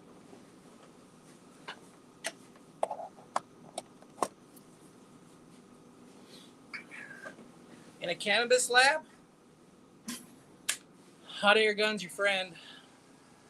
Really, really is. Everything's so freaking sticky sometimes. So my goal here is I'm just going to go ahead and get this guy warmed up so that I can move the plunger out, and then I can clean it up a little bit better too when it's warm.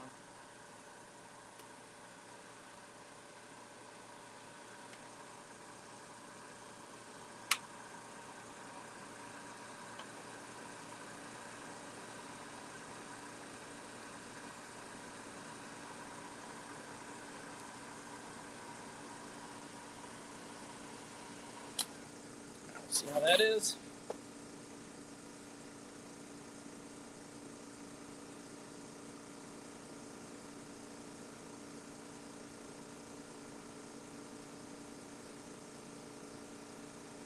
All right.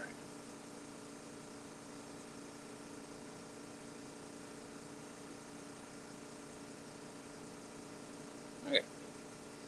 So, start with this one. Can't tell you what this is, but you know what it is.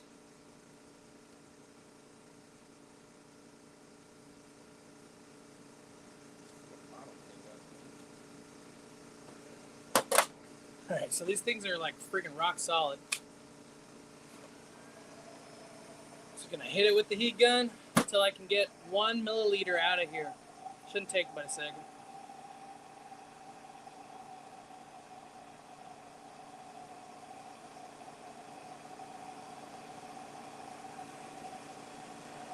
Another thing you can do if you ever find yourself in this position, you can throw these bottles into the microwave. And the microwave will eventually heat up the bottle, which will heat up the distillate. And you can use that to make it flowable, get it out, whatever you got to do.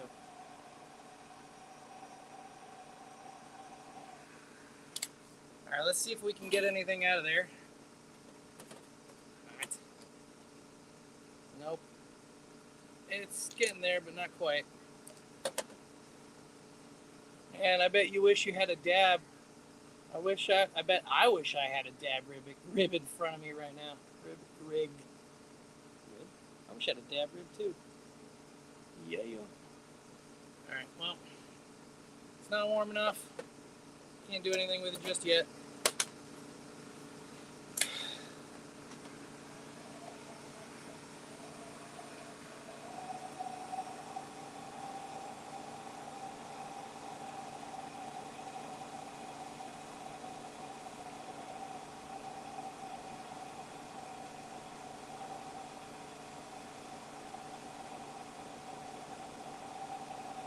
Yeah, I don't know if you guys know this, but I also do cannabis processing. That's kind of how this all started, actually.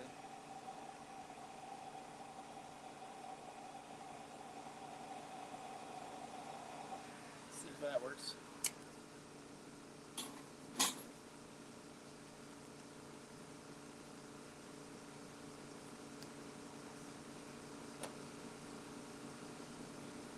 Good God. Wow, that's hot too. Shit. All right. So, heat gun is not super effective for this. I'm going to go toss this in the microwave. That'll help. I'll be right back. Ay.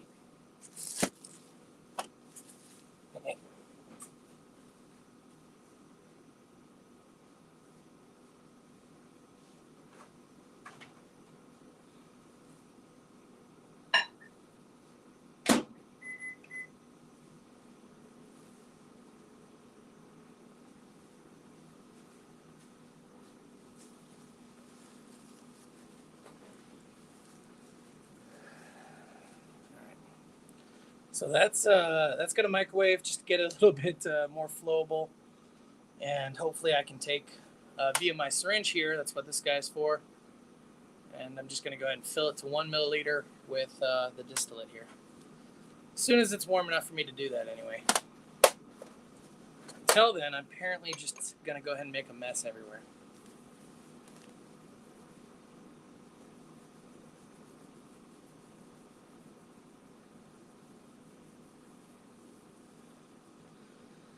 All right, so while we're, I guess, waiting, has any one of you seen? Oh God, I'm gonna have to get. There we go. That wasn't too bad. Seen one of these before? Boom, baby. Now, if you've not seen one of those before, good afternoon, Butter. Welcome back. If you've not seen one of these before, this is called a wet grinder or a chocolate conch. And basically, what it is, here, in fact, let me show you. What it is just these stones that run.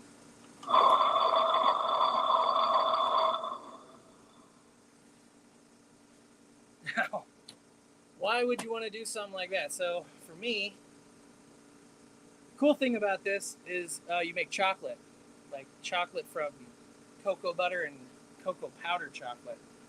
But what's really cool about it, so it's these grinding wheels, and you let it run long enough so you can add your sugar or whatever, but it grinds everything, grinds the particles really, really small, so you get this really nice like mouthfeel on your tongue with the chocolate. You don't get any grittiness or anything like that.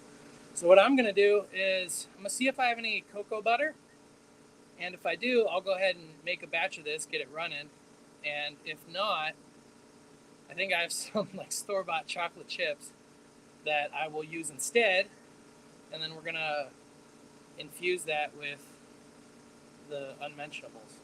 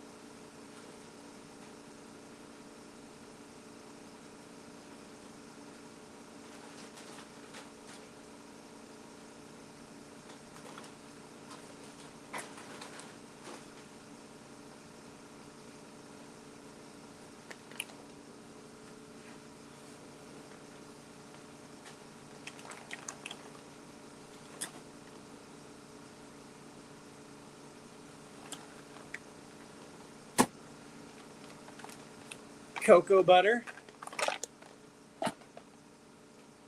And because I'm trying to lose weight and all that good stuff, allulose, it's a sugar alternative.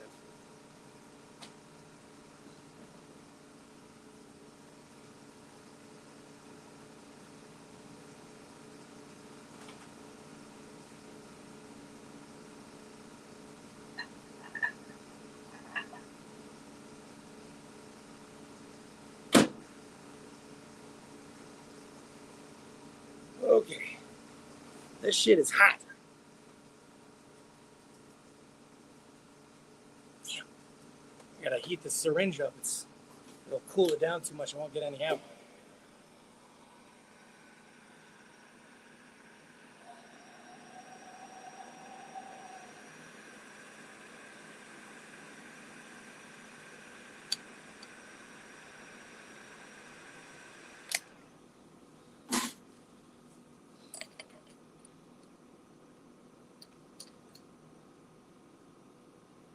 Fuck. Oh god, it's hot. Syringe is not warm enough.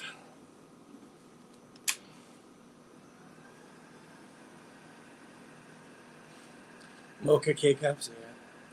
Unfortunately, without access to better, without the right equipment to do that, it's just not doable right now.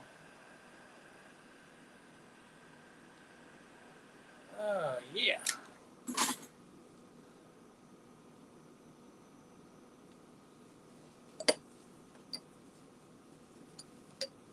Safety first, by the way. That's why I'm wearing all this safety equipment, right?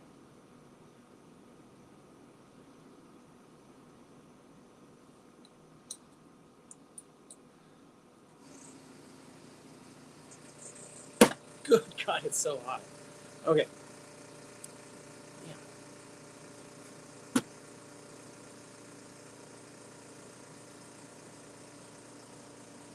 So I don't know if you can see this. You can kind of maybe make it out. Let's see. Well, let me.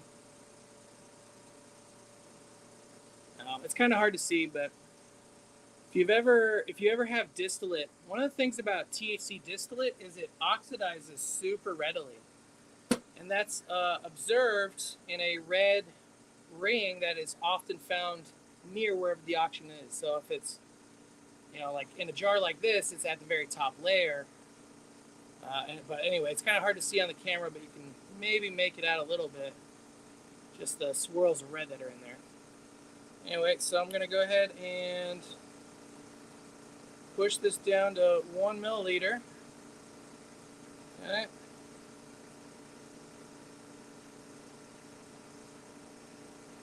One milliliter. All right, so we got 1 milliliter in here. I don't know if that's seeable. Probably not. Anyway, so 1 milliliter. And I think what I'm going to do is I'm going to go to 2. just because I'm probably going to end up having some waste. I'm going to go back to 2 milliliters.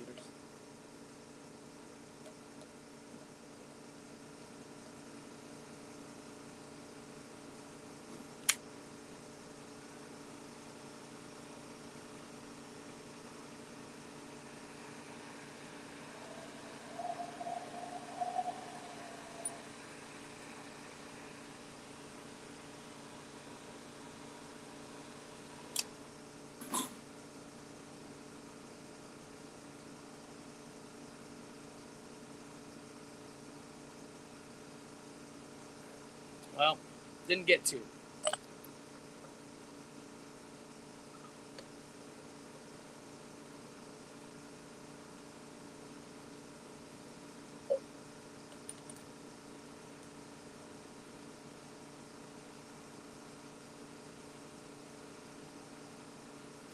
Again, so what I'm doing here is I'm going to just create a faux standard.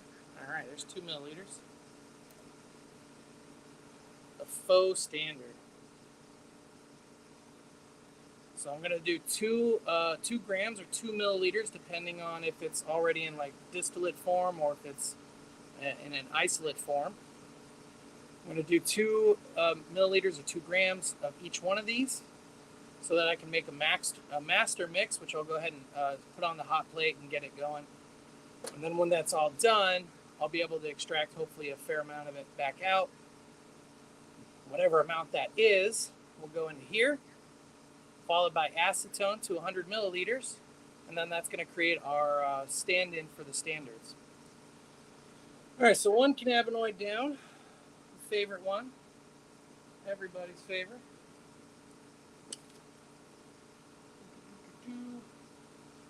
Thought I had more pads, but I don't.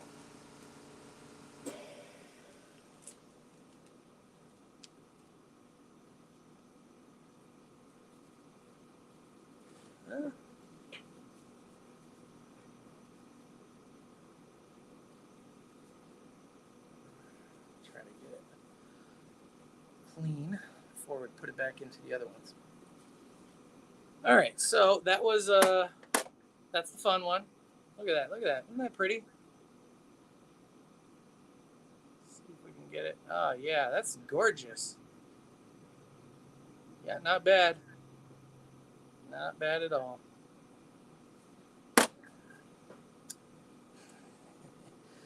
All right, so the next one I'm going to do is CBT.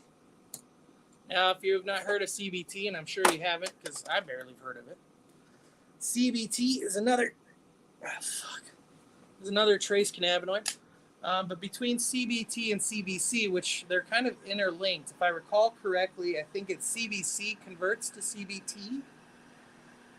And I'm going to be doing a little bit more research in particular on these because I want to have more information. You know, the hard part about a lot of these cannabinoids that aren't CBD or THC is there's just not been a lot of research done into them. So there's not a lot of data out there that you can look at and say, oh, CBT is cool for this or that or whatever.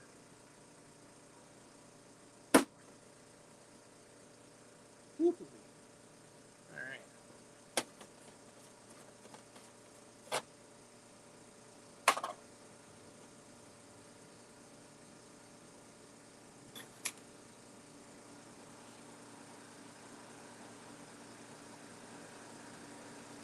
Now, one of the things about CBT/CBC, or at least what's thought about it, it's thought, again, I'm going to have to do more research, so please don't take this as gospel. All right, this is Tanner telling you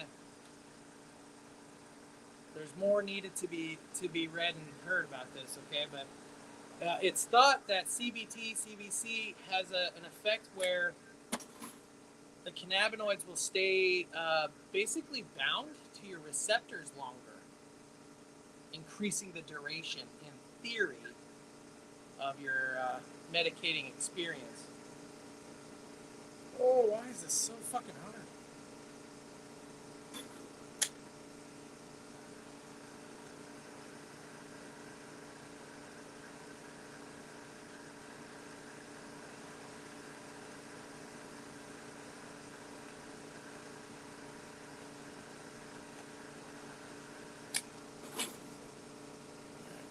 There we go. Get that out of here. Right. So pulling out 2. Almost got 3. Oh, I think that's 2. Yep, that's 2 right there. So let's see if we can improve what you see here. Yes, there we go. So this is CBT, 2 milliliters, and you'll notice how liquidy it is. Some cart manufacturers will use CBT or CBC to help thin out really thick distillate carts, but they also won't because these are really, really expensive. So you'll find them in like premium carts, or people that make their own will like to use it. It's a good thing I have gloves on because this stuff is sticky and everywhere.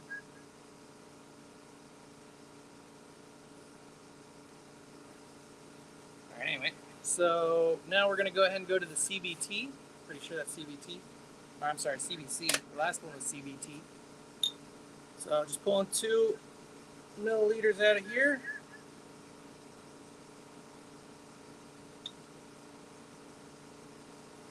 By the way, this doesn't have to be a perfectly accurate process, what I'm doing right now. Reason for that is because no matter what I put into here, like it doesn't matter if I put in perfectly equal or whatever, that's not the point of what's going in here. The point will be that some amount of compound will be in here, and that will correlate to a measured amount. And having that information is what you need to be able to test reliably. So that's CBC, CBT, and THC. So now I'm going to go ahead and so those are the ones that are liquidy. So I don't, actually I need the D8, hold on. Let's see, oh God. This is my container of D8, by the way. Oh yeah, here, cool. You can see this, probably. Yeah, there it is. All right, so you see this ring. This is oxidation. All right, that's why it's at the top. So that's where the air is, obviously. And then below that is the distillate. But distillate in its purified form is super susceptible to oxidation. That's what this is. And so if you ever get a cart, especially carts that have been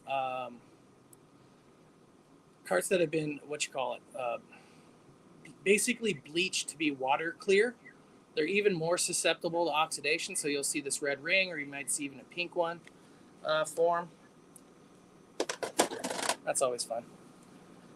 It's always fun too seeing somebody post on Facebook like, "Hey, there's some red in my cart. Is it safe?" It's as safe as smoking anything, which is to say not very safe at all. But, we're out here breathing benzene and everything else just walking around. So pick your battles, I think. All right, so the next part we got CBT, CBC, CBD, or not CBD, but CBC, CBT, and D9. I want to get D8 in here, but this damn jar is so big. I'll see what we can do.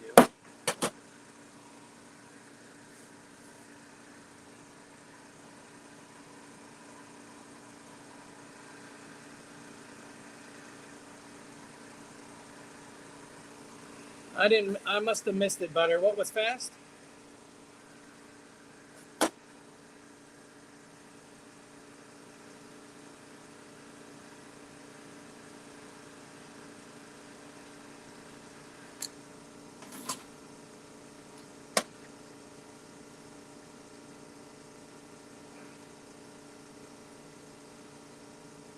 Okay, enough. Oh, yeah. Well, the oxidation doesn't happen right away. This has been sitting for a while. But yeah, oxidation can happen pretty readily.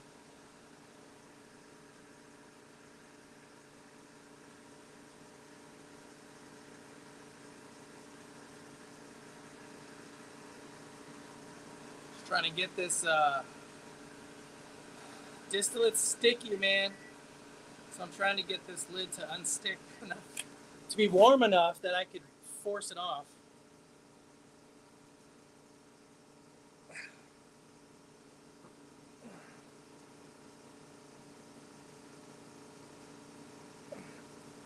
Oh my God.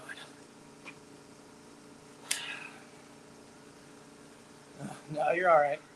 I think I didn't catch it right away either. So that was partly my bad.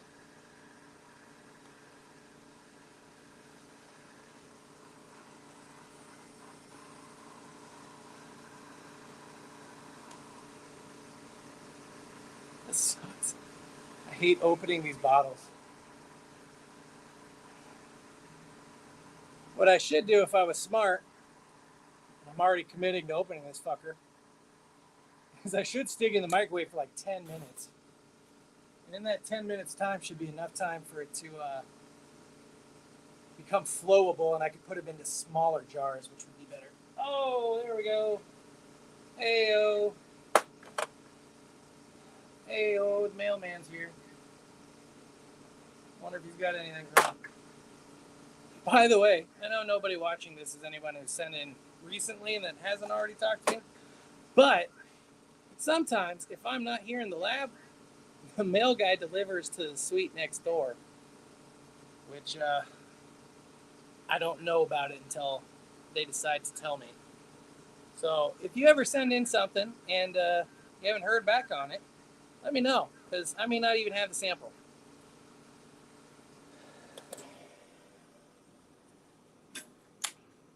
Oh, Lord. This is such a bad idea.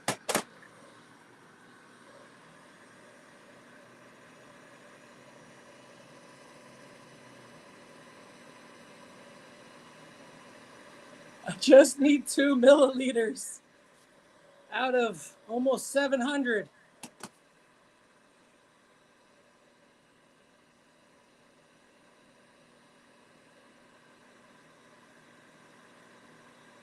Oh, you see it getting liquidy? By the way, I may not even measure this. I may just try to fast pour it out of this jar. You look like 2 milliliters to me. Close enough. Okay. Whew. I don't want to touch my head because this is actually very sticky. Oh God, it's hot. Okay. So there we go. Some amount of distillate went in there. We didn't measure, but like I said before, the actual amount doesn't matter so much. I would like them to be relatively consistent, but these aren't pure anyway. These are pretty pure. This is isolate. But like the distillates tend to be between 70 and maybe 90%, generally speaking, pure. So anyway, it won't hurt us if it's not exactly the same. It just means when I run it, the peaks won't maybe necessarily be really consistent or close, but that doesn't matter. Not for what we're doing. All right, so now we've got D8, D9, CBC, CBT, and yeah, so it's those 4. Now we're going to add CBGA and CBDA, and then THC, or TCB, which comes in crystalline form too.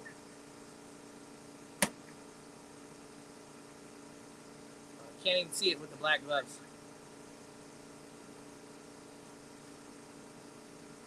There you go. So that's it. That's THCV.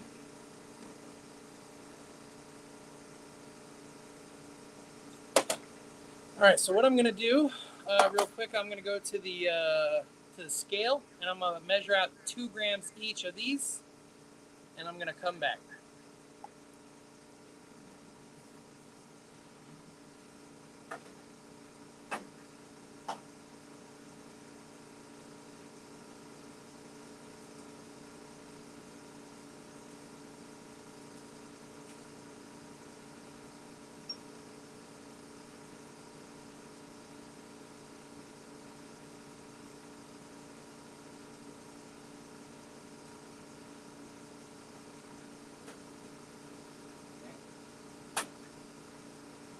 By the way, I'm not really measuring these too well.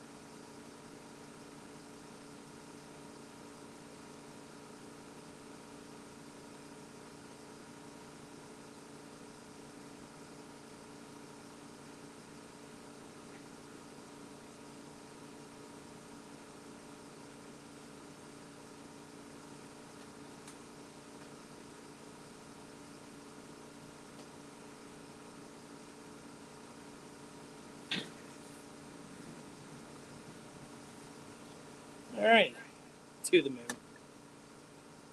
Wonder how I did with that match. So it probably did pretty good for you. Not gonna lie, you'd probably enjoy. All right, so this is 2 grams of THCV, CBDA, and CBGA. And I forgot to do CBN, so I'll go back and do that real quick.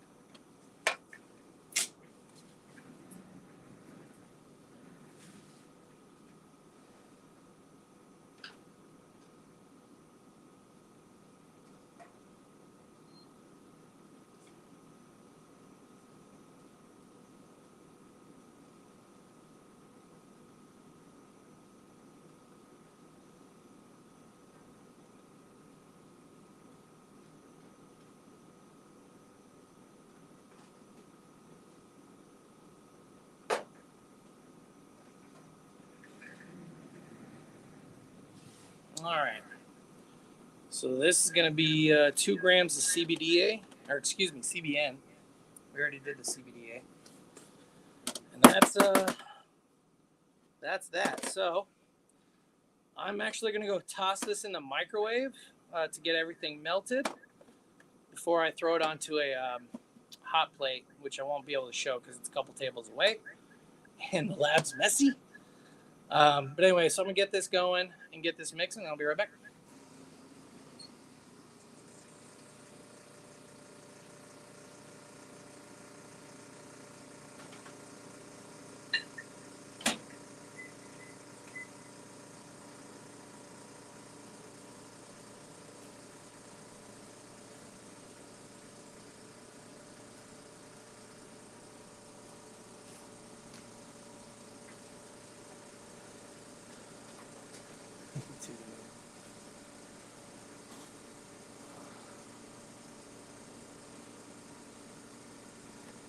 All right, let's see what else. I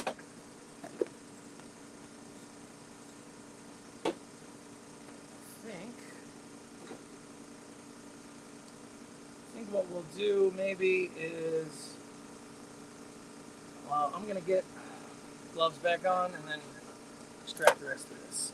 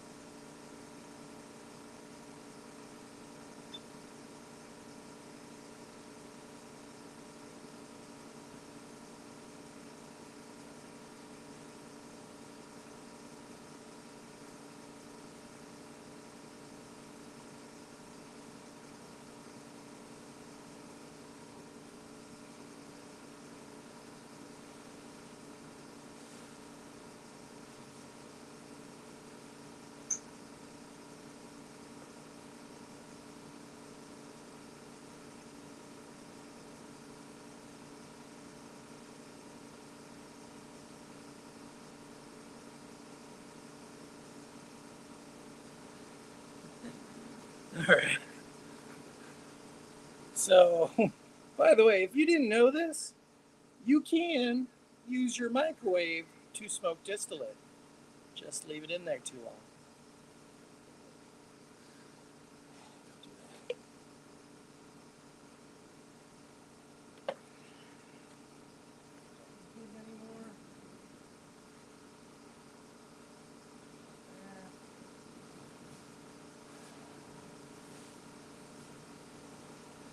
All right.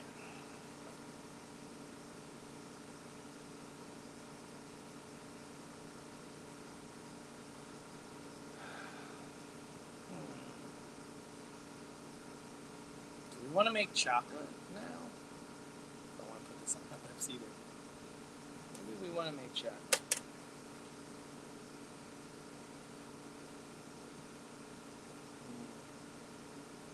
I think we want to make chocolate.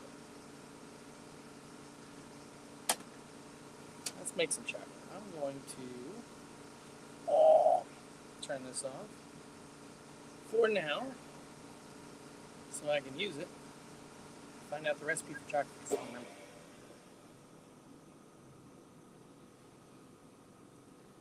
Does anybody know offhand the proportions for cocoa powder and cocoa butter?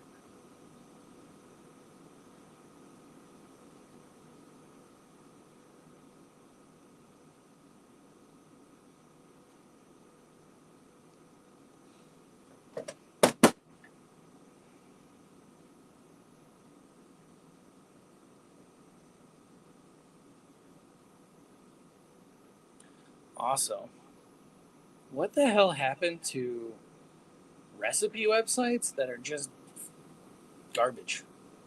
Hey, here's 1,500 ads and unnecessary information you don't really care about before you get to the recipe. Oh, you want this link to the recipe? Don't worry, it's only going to pop up 2 or 3 things. It's like fucking 1998 over here in Blogville. So, by the way, this is exactly why volumetric measurements are garbage. This is what this recipe says. It says 1 cup of cocoa butter. It says 1 cup of unsweetened cocoa powder. That's cool. But if you're going by grams, it's 230 grams cocoa butter, 120 grams cocoa powder. Come on, that's just garbage. All right, so we're gonna do, I think we'll just follow it, try how it goes. What do you think? Or should we double it? Maybe double? And then we're gonna put in this thing. We're gonna extract some more of this, and then we're gonna put it into the chocolate machine.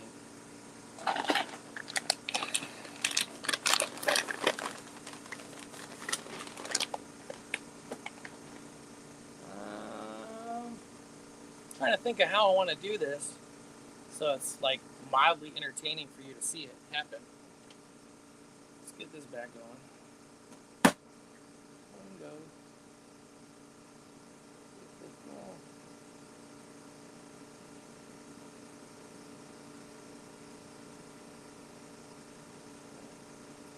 Just checking to see which side of the live cam's on.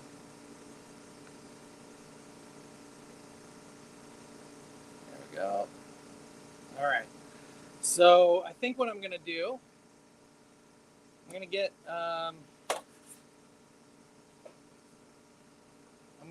this in the microwave, get it warm so it flows out again, because right now it won't. And then we'll weigh out, let's just call it, I think we'll double the recipe, because it's, a fair amount. And I really kind of want to get fucking wasted in 2 days. So I think we'll make a big amount.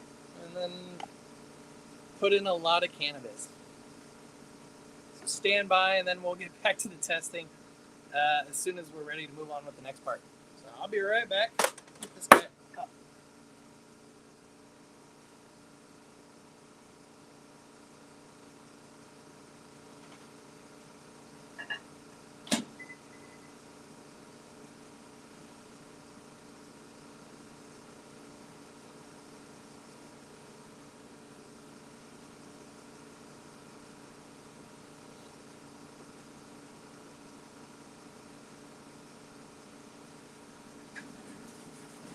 This, by the way, this is our mixture. So I put it on the mag plate, let it stir for a few minutes to kind of homogenize, and it's still liquidy enough. So what I'm gonna do is just fucking pour that shit in there.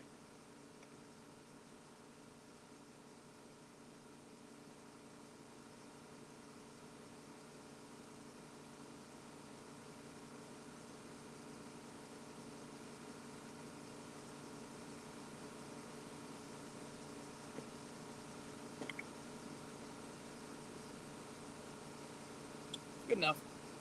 All right, so that's the oil mixture that we're going to be using for our faux standard going forward.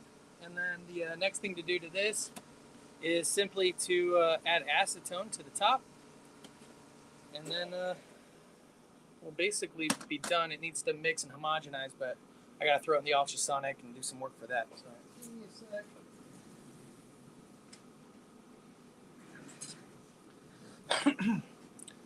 100% acetone, supposedly.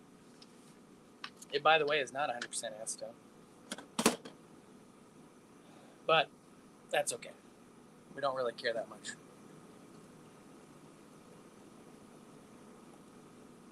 All right, so that's just going right to the top there. So again, with what I'm doing here, precision doesn't matter that much because we're going to measure what it is ultimately. I want to get this real fucking tight because I don't want that leaking out on me. All right, so now we're gonna, you might see the portion at the top holding on, maybe. Yeah, kind of a little bit. We'll give that a good shake.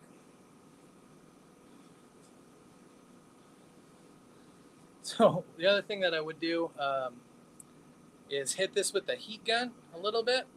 I'm just gonna be real sparing with it because I don't want to, acetone is already very volatile. This jar is sealed now, so if I were to heat it up a lot, that acetone would create pressure, potentially blowing up the jar, and I don't want that. So I'm just gonna hit it real quick with some of this.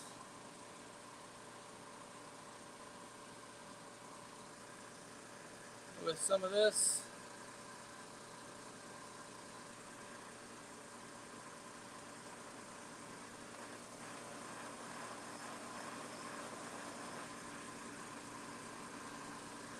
It really shouldn't take a whole lot for acetone to dissolve these, but there's a lot in there. A lot of cannabis anyway. This is 20% cannabis solution almost, which is pretty high.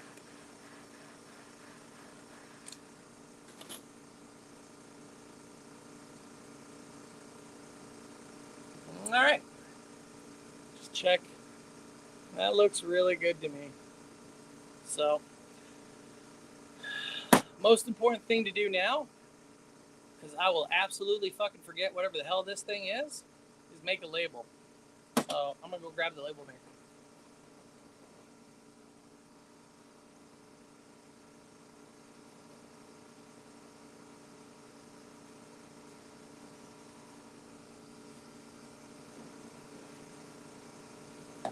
By the way, these things are awesome. All right, but I will have to use my phone to make this happen, so bear with me. Printmaster.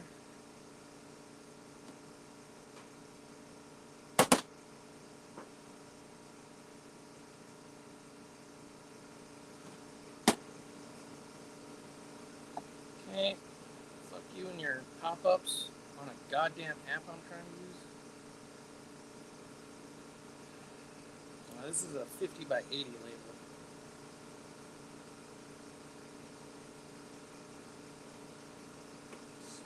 Just a new label, 50 by 80. Text.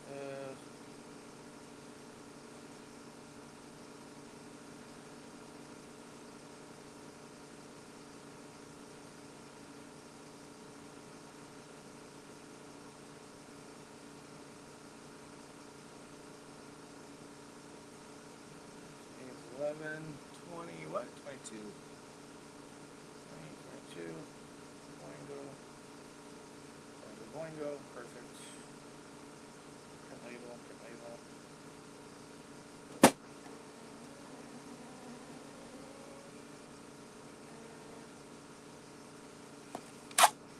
Alright.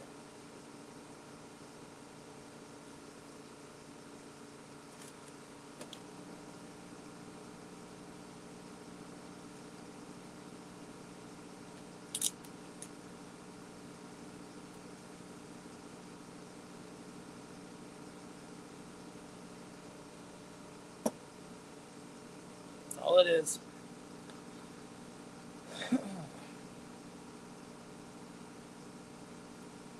Alright, so there's that. That's done. Now the thing so there's one reason to measure and like be a little bit at least knowing of what you're mixing when you're doing what I'm doing with this guy. Oops. So like I was saying a little bit earlier, if you put too much I can't see it because the phone's in the way, but if you put too much into the gas chromatograph when you inject, you'll get somewhat unreliable results. So partly now what I'll have to do is figure out the dilution ratio for this. So maybe that's 10, maybe it's 20, maybe it's 100, I don't know yet. So that when I put it through the gas chromatograph, it will be at a level expected to be close to what the standard, the official standards are at. And that'll, again, just help to make sure everything is as is as consistent and as accurate as is possible. So I was going to start dishing this out into a 5-point calibration standard, but that's going to take too long. And I think what I'm going to do instead is I'm just going to, when I'm done with the live, I'll go ahead and do some math on this guy, find out what I need it to be. And then either tomorrow or potentially, well, if it's not tomorrow, then it will be next week, back on Monday after the holidays, which, by the way, unannounced, but for the three of you watching, there will be a Black Friday sale at Highest Ground Coffee, which I'll announce. It'll be like a flash sale for a couple hours, which I'll announce more generally. But anyway, after I come back next week, then what I'll do is if I don't do it tomorrow, what I think I'll do is I'll make this, and I'll do a video with this plus the Restec standard, comparing it and going through all that kind of stuff. So I think we'll save that for next week, when or either tomorrow or next week. I'm not sure if it'll be tomorrow, but if it's not tomorrow, for sure next week. All right, so I'm gonna go get the distillate out of the microwave, which I'm probably gonna have to put some more microwave time on it. That way I can extract, well, this is a 10 milliliter syringe, so I'm just gonna go ahead and fill it up, which I think is about what I have left in that jar anyway. And then as soon as that's done, we'll get to measuring the cocoa butter, the cocoa powder, some sweetener, and then we'll throw it into the chocolate grinder and we'll see what that kind of looks like. So I'll be right back.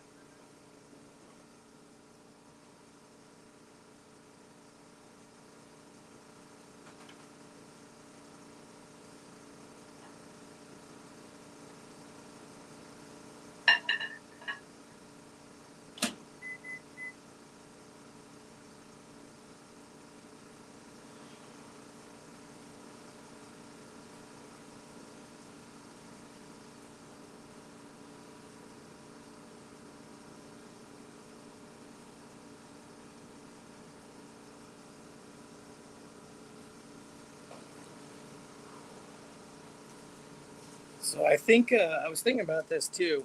You know, one of the things about testing that's such a pain is trying to be accurate, and that requires having calibrations and running calibrations when you run tests, because like I was saying, the environment, the actual quality of the air affects the machine.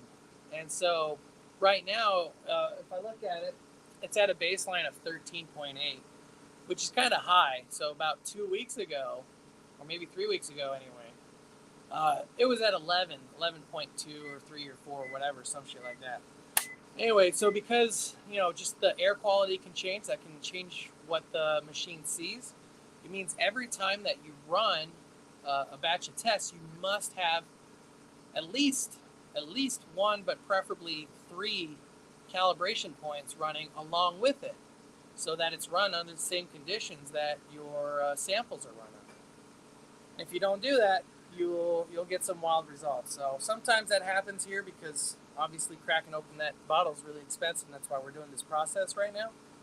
But that's why sometimes we'll come back and update the numbers, because when I run, I have a spreadsheet basically that has all the data that's been inputted into it. So when I run it, I'll input the data into the spreadsheet.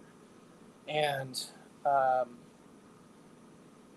before, like if I run the numbers before I update the calibration table and I run them after, wildly different. It's crazy.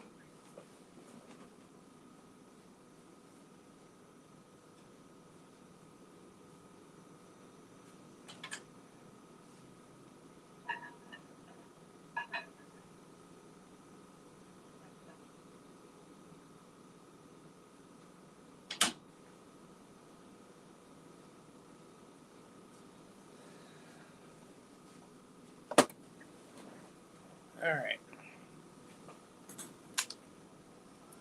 So I'm just going to go ahead and get my syringe ready. And because we all believe in the philosophy of waste not, want not, I think we're just going to go ahead and mix that stuff up too, and we'll see what all we can get out of here and get out of there, and we'll use everything we have.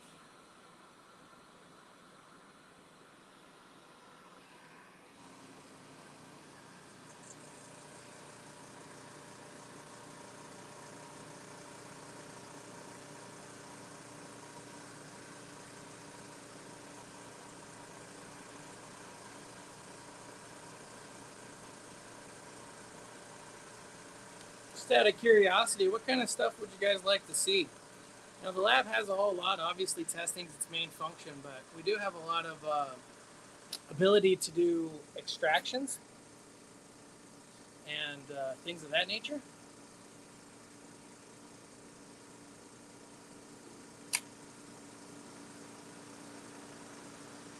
So, we could do like maybe we'll do a live stream sometime of going through processing trim into this distillate that you see here. Kind of like what that process looks like, how I do it at the lab.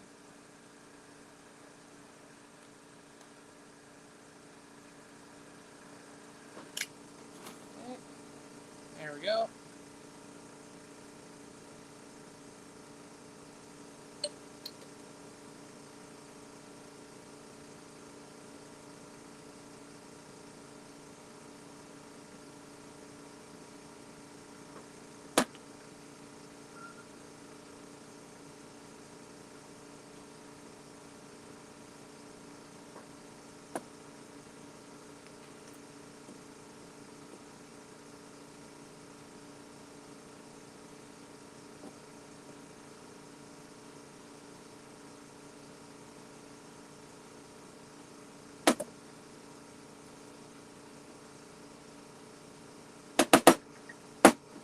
That little bit's not going to come out easily, not yet. Nor is this, apparently. So we're going to heat them both back up. Can't see the little stringiness of distillate that's going everywhere.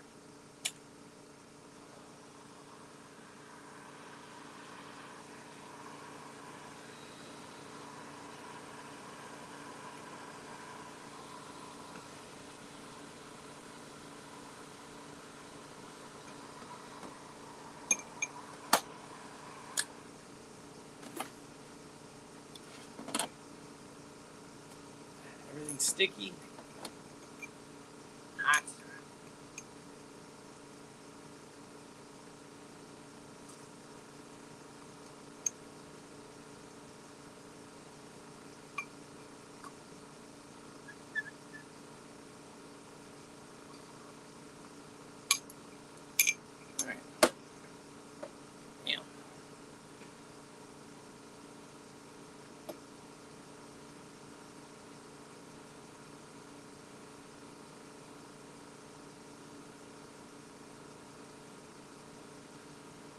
We are at almost precisely 5 milliliters, or about 5 grams. If you didn't know, cannabis, volumetrically versus weight, pretty close. So 1 milliliters, just about 1 gram, generally speaking. Purity and such can affect that. So let's see, what else? There's a little left in here. I think maybe I'll try to get it out. You can barely see it, so it's kind of hard to say.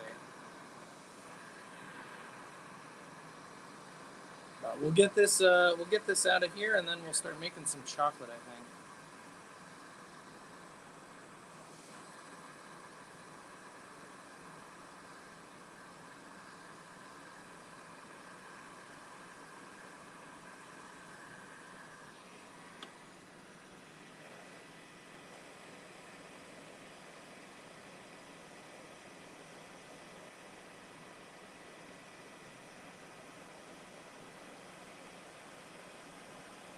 I want chocolate too.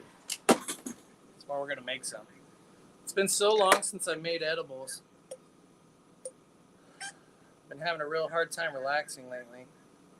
I get so stressed out, especially when I get sick and I get behind.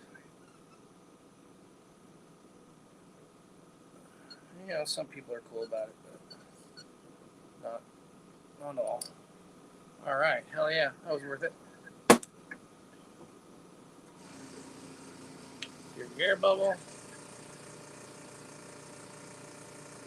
I don't know if you can see those air bubbles rising. Kind of cool. Holy shit, that's hot.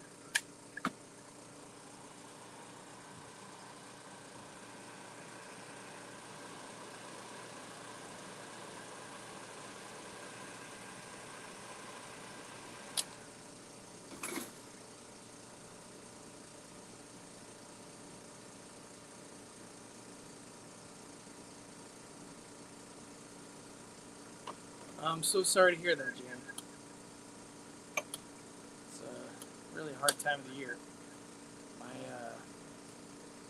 My dad passed away in this time of the year, and always makes it a little harder too.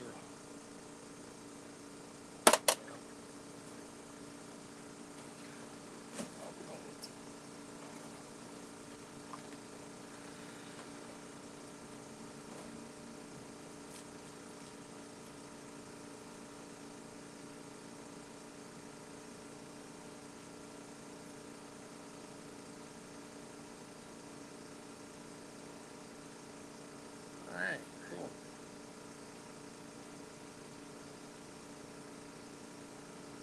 I know some people are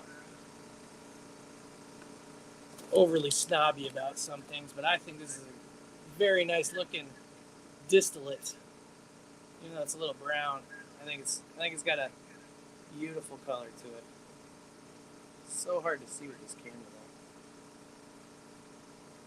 though. And we've got a little more than 10 grams, so that's cool. We're really gonna have a good time with this chocolate. Oh, and I got these cool. So what I do with the chocolate? Well, I haven't tried it this way before. This will be new. But what I normally do is I'll take a bag of semi-sweet chocolate chips and butterscotch chips, and I'll do like a 1-to-1. And then I have these molds. I'll bring it out here in a second. But I make these little chocolate toppers that I put on top of Rice Krispie treats for medicating. And I think that's what we're gonna do this year because that sounds fucking delicious. And I want some Krispies. I want some Krispies real bad. Oh, all right. Oh wow.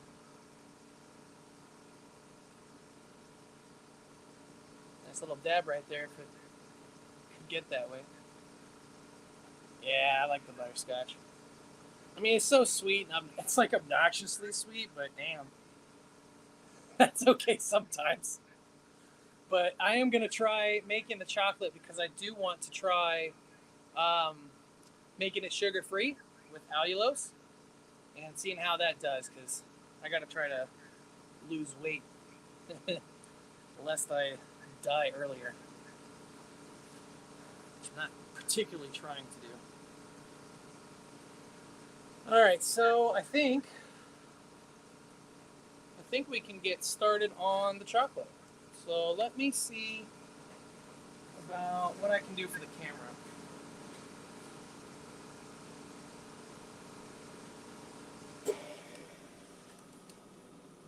Take an Amazon tripod here. Whoa.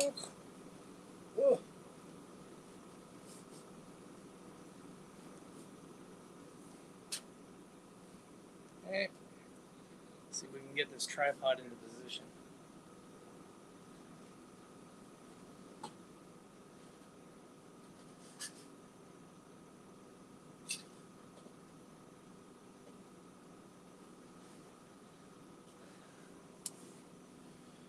I'm gonna go yoink this guy. Kill the cam for a sec. Nobody needs to see this thing swirling around.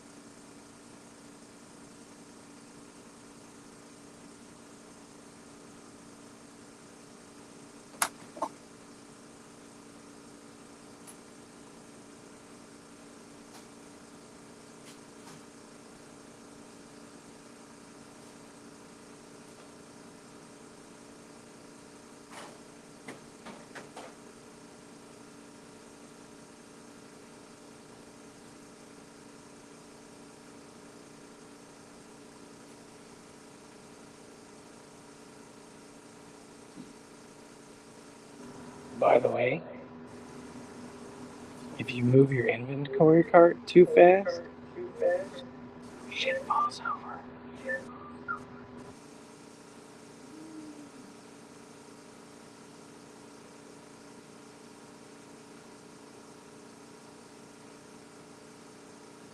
Got a couple coffees anyway.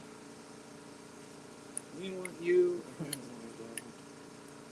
Well, hopefully anyway. Kill the cam.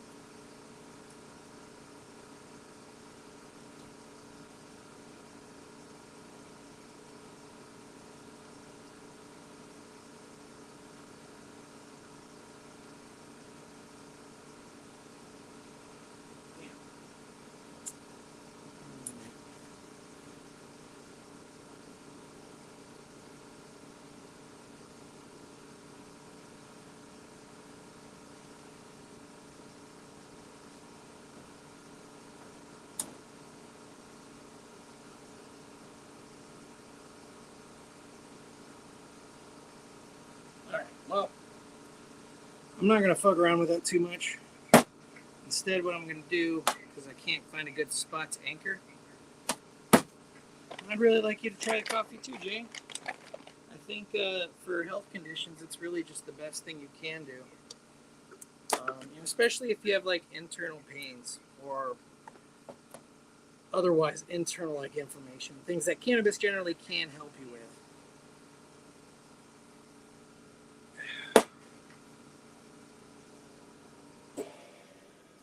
By the way,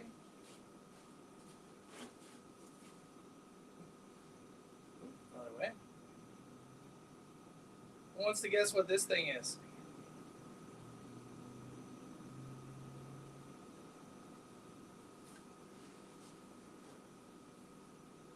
Yeah, that'll probably be soon too.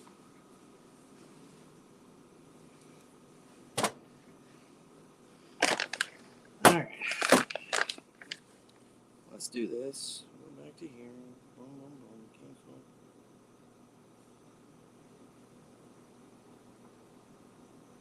See what we can do for that. I gotta plug this thing in.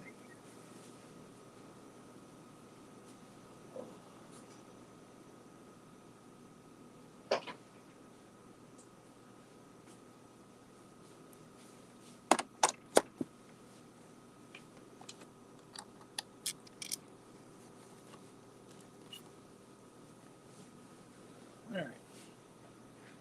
So we will start with cocoa butter. Is this sealed, or do I actually have to add it? Ooh, nice big chunks of cocoa butter. Nice. All right. Ooh, smells pretty good too, by the way. It is an ice cream machine. You guys are exactly right. So that thing can churn out like a gallon every 20 minutes, I think is what it's rated for. Okay. I'm going to use my shipping scale.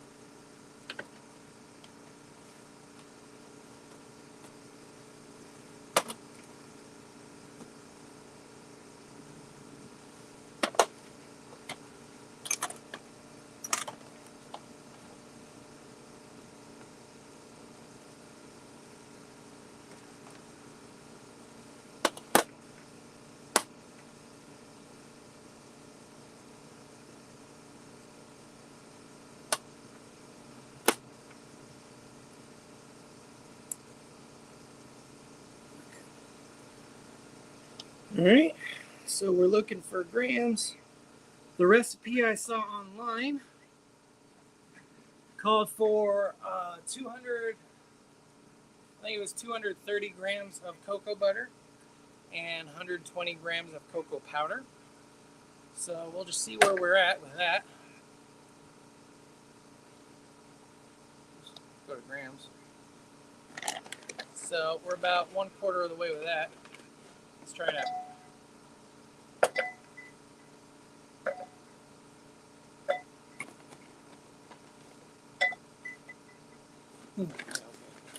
By the way, 1 cup.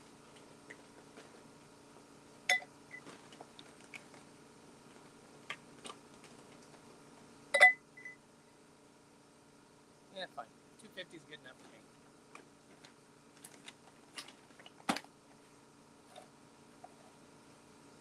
It's supposed to be 1 cup, by the way. So 240 grams of this. I'm debating melting it in the microwave before I do the cocoa powder. so that I can add it right to the machine. In fact, I think I'm going to go do that, and then I'll weigh the cocoa powder separately. I'll be right back.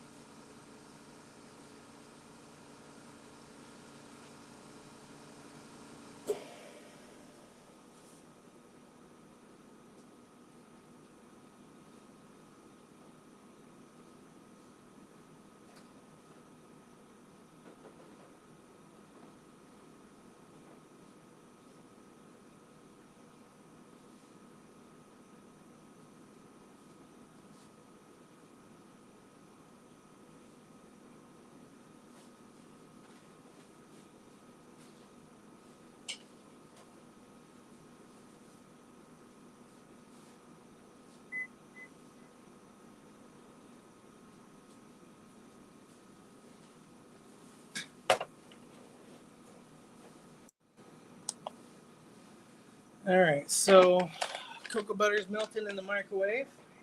I'm going to go ahead and do 120 grams-ish of halibut. If you've never had halibut before, it's really, really good.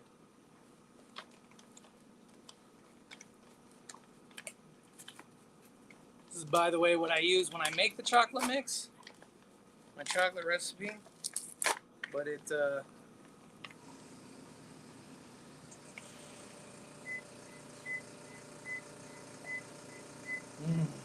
right, that's good.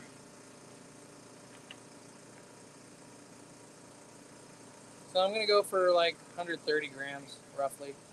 That'll do it.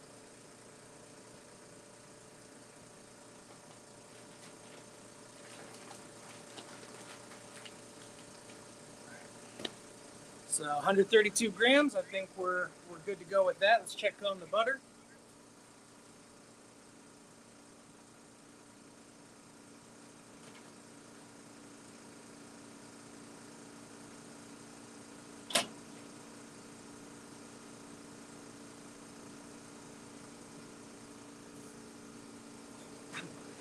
Well,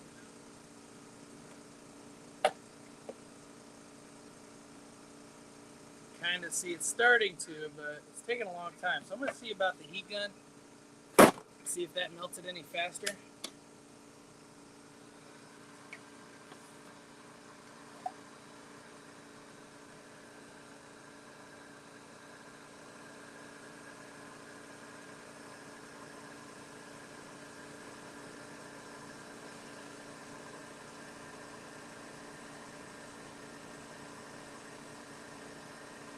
I think this is the better way.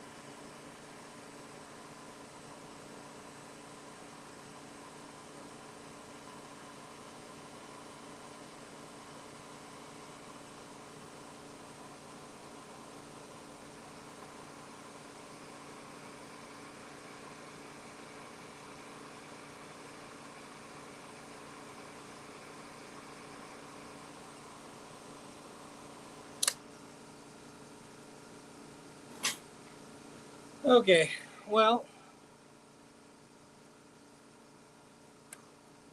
it's mostly, well, not really, it's like half. But I'm impatient, so we're going to try it anyway. All right, so this is our bowl of cocoa powder. I'm going to move the camera, see if I can do something with this thing.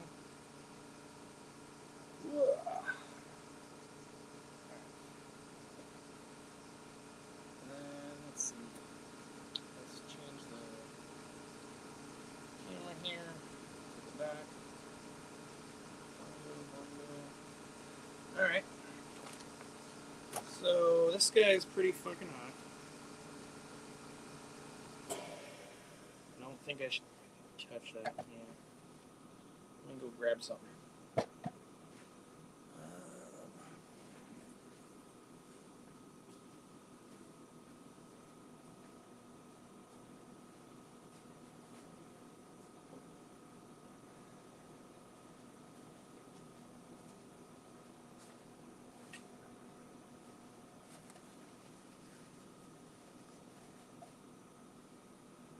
Fucker's hot. Alright, so just gonna go ahead and very sloppily pour this in here and get it all over stuff I didn't mean to. And then apparently missed most of it. Oh man, it smells like freaking chocolate though. It smells amazing.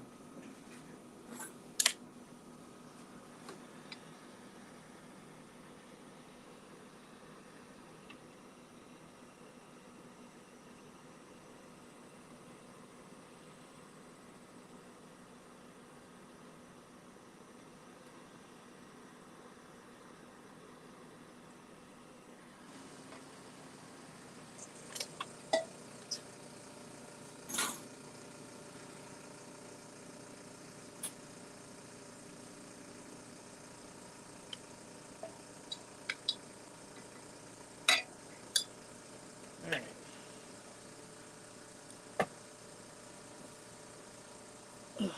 So, here we go.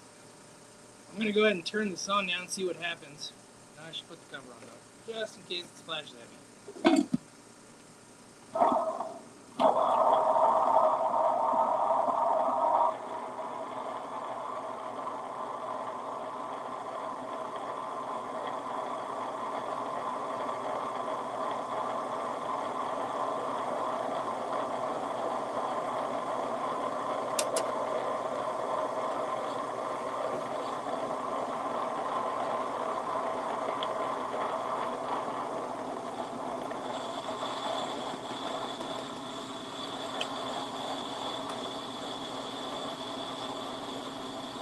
Alright, so if you can see this and still hear me, you can see the wheels aren't turning anymore. It's because there's not enough friction. So we're just going to go up here.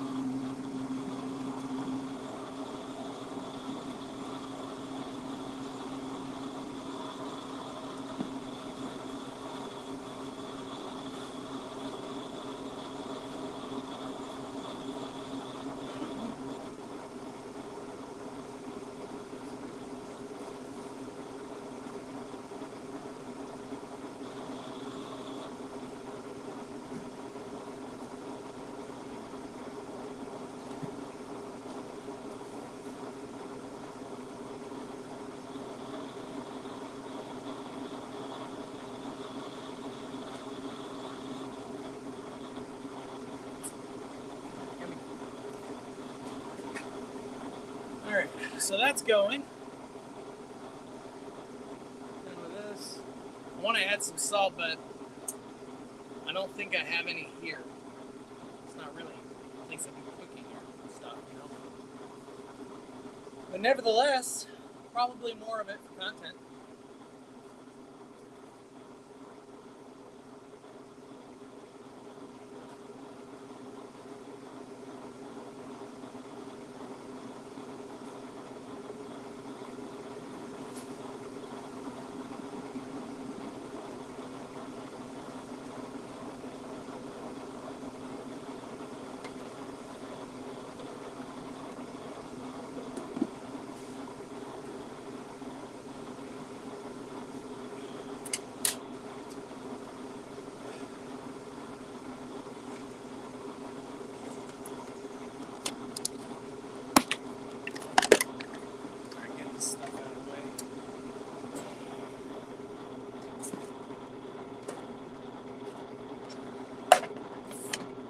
I'm going to add sugar and sweetener.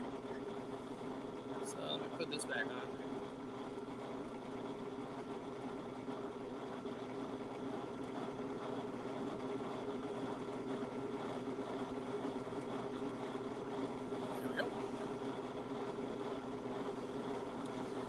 And let's see how much it was supposed to be. I don't remember. Half a cup. Okay, so I'm going to go with equal part chocolate, so about 140-ish grams of sweetener. Now this is allulose. Allulose is not as sweet as sugar. It is a sugar substitute. I believe it's enzymatically made.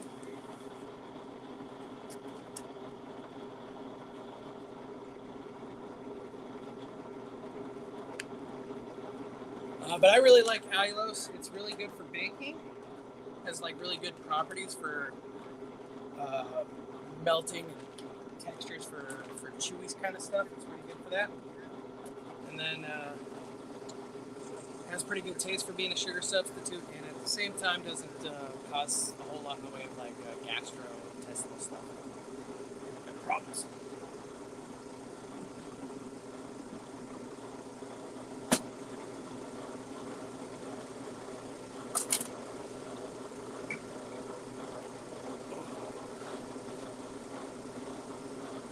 How cool is that? So this is going to run for a while.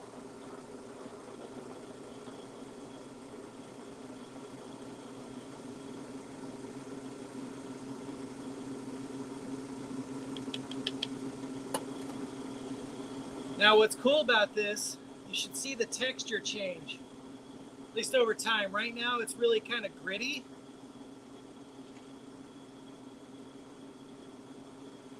But as this mixes, and as the particles are basically beat together, it'll become a lot smoother and like really luscious. All right, I don't think we need this anymore. This out of the way.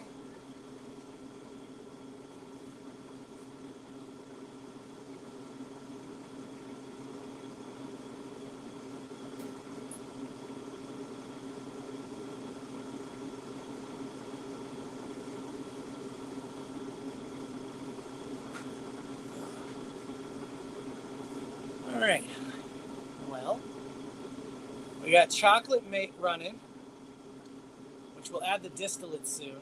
I don't want to do it just yet because it's not, there's still kind of like a lot of clumps and it doesn't feel like it's super flowy. So I don't want to put the distillate in until it looks like it'll incorporate without flinging around and sticking to the sides or whatever else. So I'm going to let that run. See, what else can we do? What else can we show you? Or questions to answer, maybe, I don't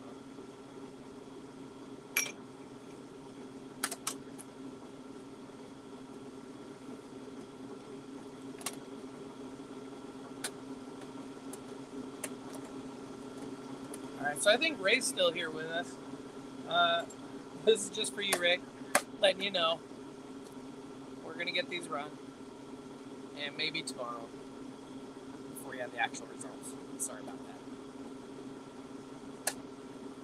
But I'm going to try to get in tonight when I get home to get everything running. And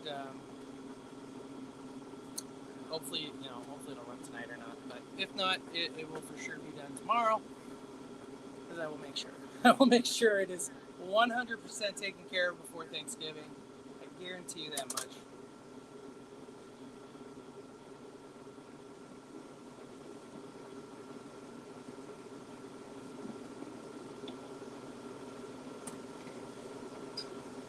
So this is what I was talking about.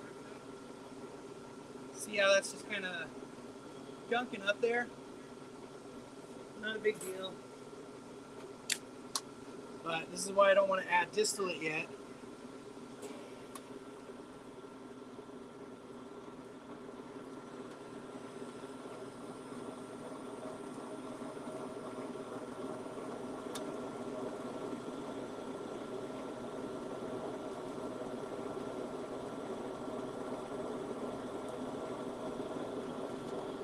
So, definite note for next time is to have the cocoa butter fully warmed up.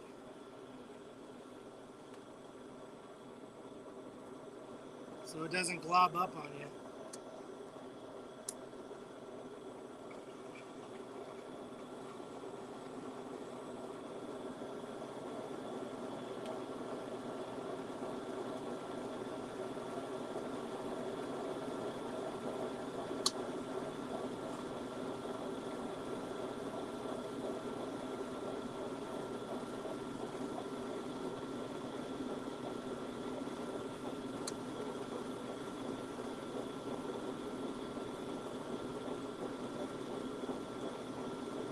I can't tell you how good it smells right now. Although I bet you could imagine.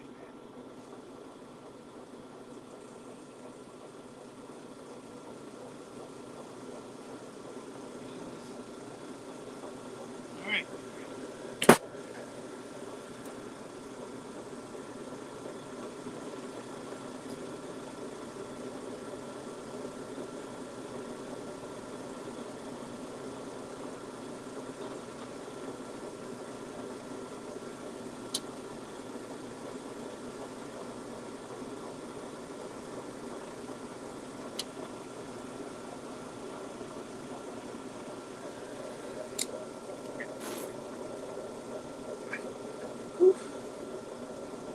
It looks delicious. I hope it is. I think it will be. And I'll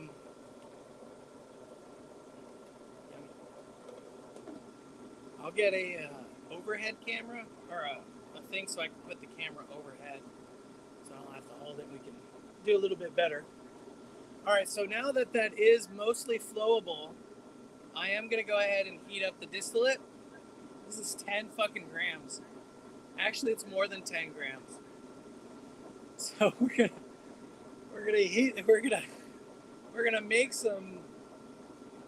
gonna make some chocolate.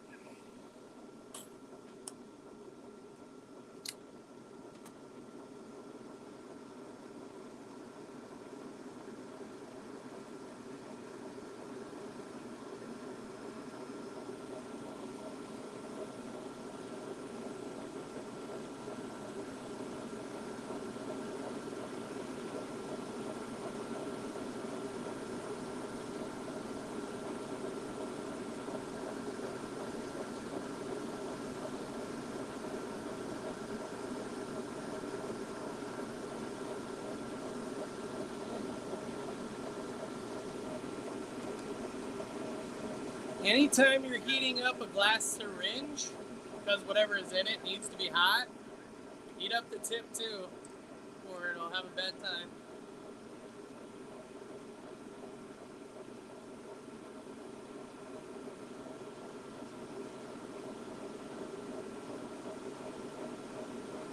Alright, I think we're ready. Let's do it.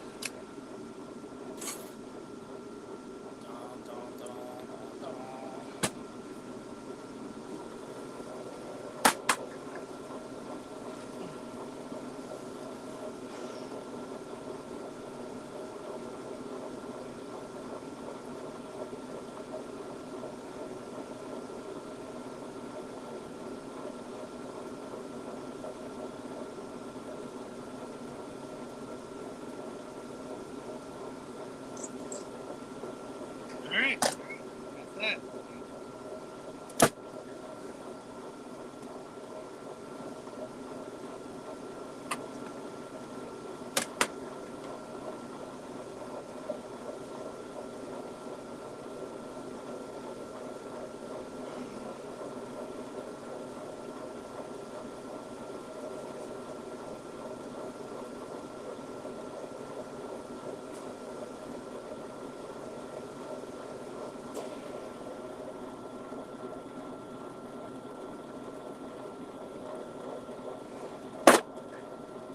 Oh man, that looks really good.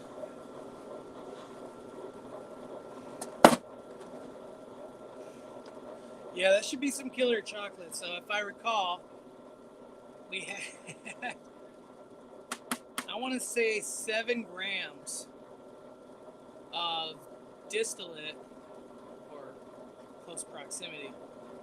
We'll say 7 grams of concentrate to about 3 grams of the other mix, or maybe 4 grams of the other mix, or about 11 total. So if we were to say 7 grams of THC, that's about 80, let's say 84% on average. Let's find out. Let's do 8 grams, or what did I say, 7 grams times 84%. So that would be 5.8 grams. And we have, let's see, 140 plus 130 plus 230. So we have 500 grams of chocolate. Well, I guess now we have 511 grams of chocolate. And out of that is 5.9 grams of THC. So it's gonna be mighty potent. So per gram of chocolate, nah, that can't be right. That can't be right. Hold on, no, that's not right. So per gram of chocolate, I'm gonna go back in grams. Okay, 5.9. All right, so per gram of chocolate will be about 2 milligrams, 1 to 2 milligrams. I think that's going to be right of THC. So if you have a 0.11 times 120 grams for a chocolate bar, well, that's only 13 milligrams. Maybe we should add. Maybe we should add more. Or maybe my math's wrong. That's also possible. So we have 7 grams in there. I don't think we need to add more. I think something's wrong with my math. I think my math is wrong. 5,900 milligrams out of 511,000. I don't know. My brain can't math right now, but we will figure it out. But I was also thinking it might be cool to, once it's done, we'll save a little bit and then we'll do testing on the chocolate. I think that would be cool.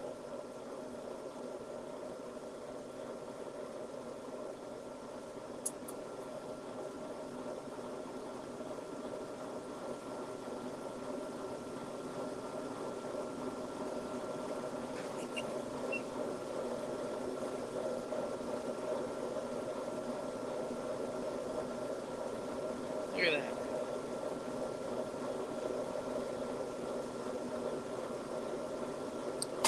Okay.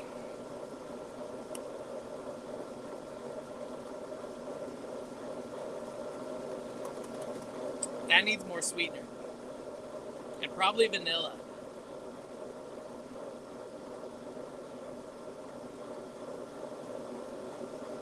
I think so.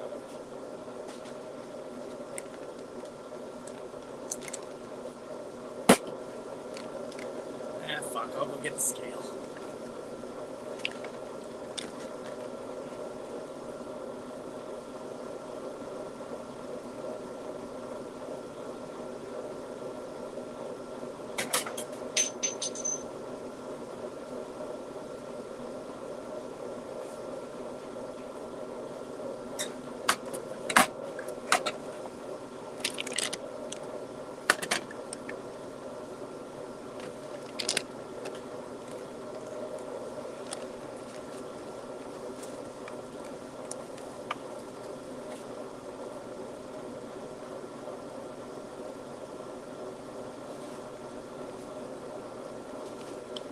Close enough.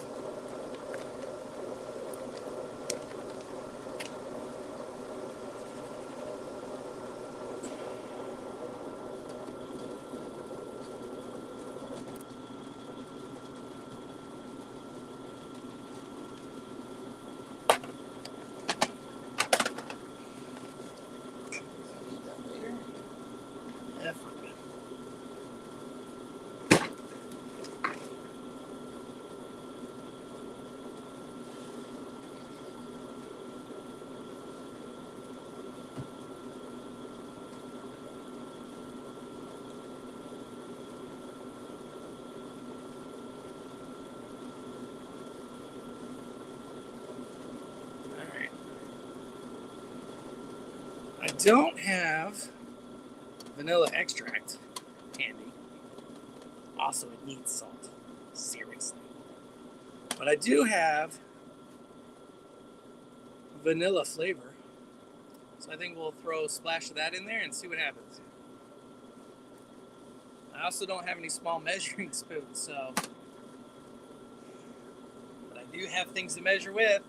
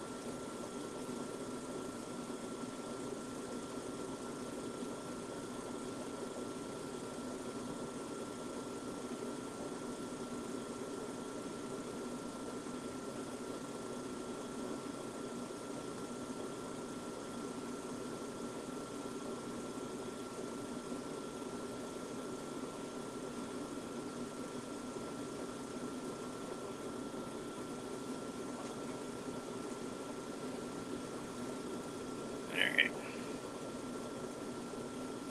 So I don't have a measuring spoon, but I do have volumetric syringes. So we're going to take 1 milliliter of vanilla flavor, pop it in here, and we'll see what happens. I'm going to let that run. Get these out of the way. That's it there. All right.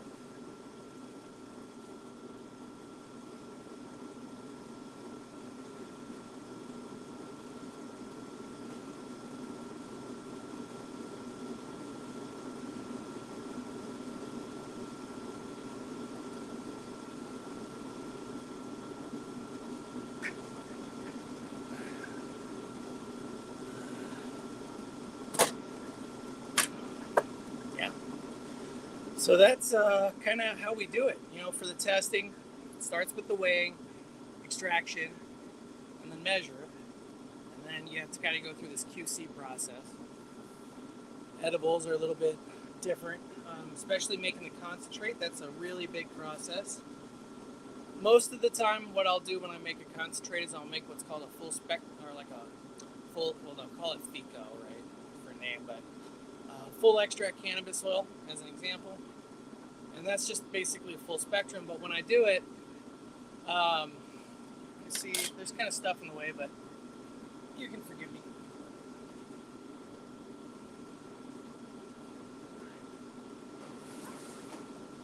So this is Christmas guy.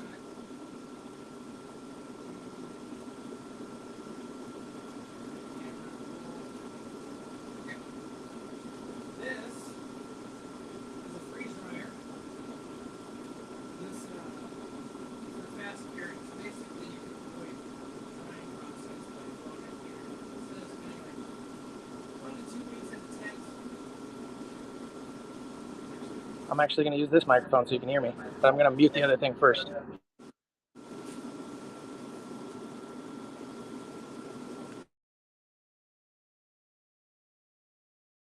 Okay. Again, there's a lot of mess. So, how do I get this out of the way? All right, anyway. This is a freeze dryer. So you can put your so basically, if you're going to do a flash frozen process, which is awesome, you'll chop as soon as you cut the plant down.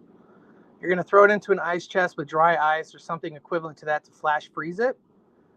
And you'll shuck it into smaller buds, line the trays. The trays come in here while it's frozen. And then this thing will remove the moisture in about 24, 26 hours. And the way that it does that is through a process called lyophilization, in which the water, it turns from a solid to a gas and bypasses the water phase. and does that through the use of atmospheric pressures, specifically vacuum, which is what this guy is. This is a vacuum pump. The vacuum pump goes down to here, and this is a cold trap. This thing gets to negative 100 degrees Celsius. Negative 100 degrees Celsius.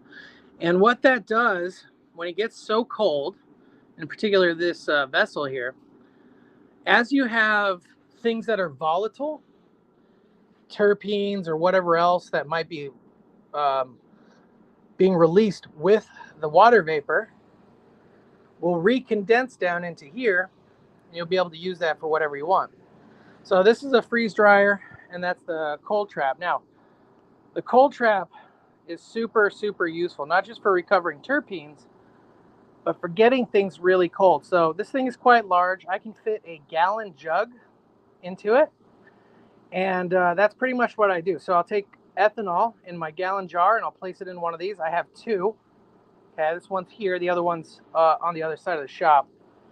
But I place the ethanol into one of these. It gets it to negative about 96 degrees Celsius, give or take. In another one of these, same thing, a gallon jar, but this time with your material to be processed. That also gets it really, really, really, really cold. And then when both things are frozen and when they're both really, really cold, what you can do is you can then combine them into a really cold wash. Now, when everything is as cold as, when it's basically colder than negative 60 degrees Celsius, the extract that you're going to end up making is going to be very, very, I'm not going to say pure, that's not the right word, but it's going to be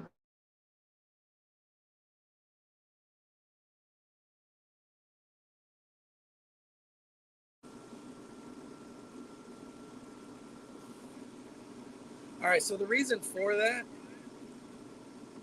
is when everything gets super cold. So if you can think of like what you call it, if you think of coconut oil. Now, coconut oil at room temperature, maybe not in Phoenix during the summer, but at room temperature everywhere else, coconut oil is solid, right? So what we do when we get everything super, super cold, like the coconut oil, is we make them immobile, right? So if coconut oil is solid at room temperature, it's obviously solid when it's frozen, right? A lot of oils, lipids, waxy substances have that same property, right? The colder they are, the more solid they are. So by getting everything really cold, if you think about what's inside the plant material, you have your cannabinoids, but you also have plant fats and waxes and chlorophyll and all kinds of other stuff, right? When it's super cold and it's in ethanol, is a really good solvent for taking cannabinoids off the plant material. But when it's super cold, chlorophyll, those lipids, those waxes, they're immobile. They don't move. They don't want to move either from their cellular structure into the plant. So by getting everything really cold and you do a quick wash and then you throw in the ultrasonic bath, which does a really good extraction really quickly, they keep things really, really nice and cold, and you can come out with a, depending on how well, how fast, and whatever, you can come out with an oil that was at least, you'll for sure make what we saw here. But it would, it could be even lighter, much lighter in color than what you see with this thing. And this looks pretty good as it is, but anyway, so by making it cold, you don't get a lot of those plant materials. You don't get a lot of the color that comes with the plant materials, and all the off taste and stuff. So you can make a pretty potent extract in the 60% range, just by doing that. Just by doing a quick cold wash. Now, if you want to make pure distillate, you would then take you'd take the output from that, the FECO, and then you'd run it through a distillation process, which would then allow you to, separate compounds if that's what you're doing, but basically distill out the THC or CBD or whatever it is that you're working to distill out, and then you would do it from that material. I don't personally do a lot of distillation. I'm not very experienced at it. I've only done it a couple times, and mostly just to screw around more than for serious work. Um, so I don't do a whole lot of making distillates. I have the equipment to do it and all that kind of stuff, but it's just not high up there in what I like to do or what I'm good at doing. But we can certainly make really nice concentrates without having to go into crazy territory for having a distillation setup or whatever, right? Because the only way you will get an extract over 80% is if you're gonna distill it. That's the only ones I've ever seen make it that way, or make it that high.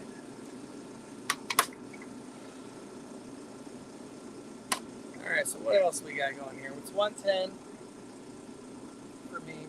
I'm gonna taste this chocolate first. See how we're doing.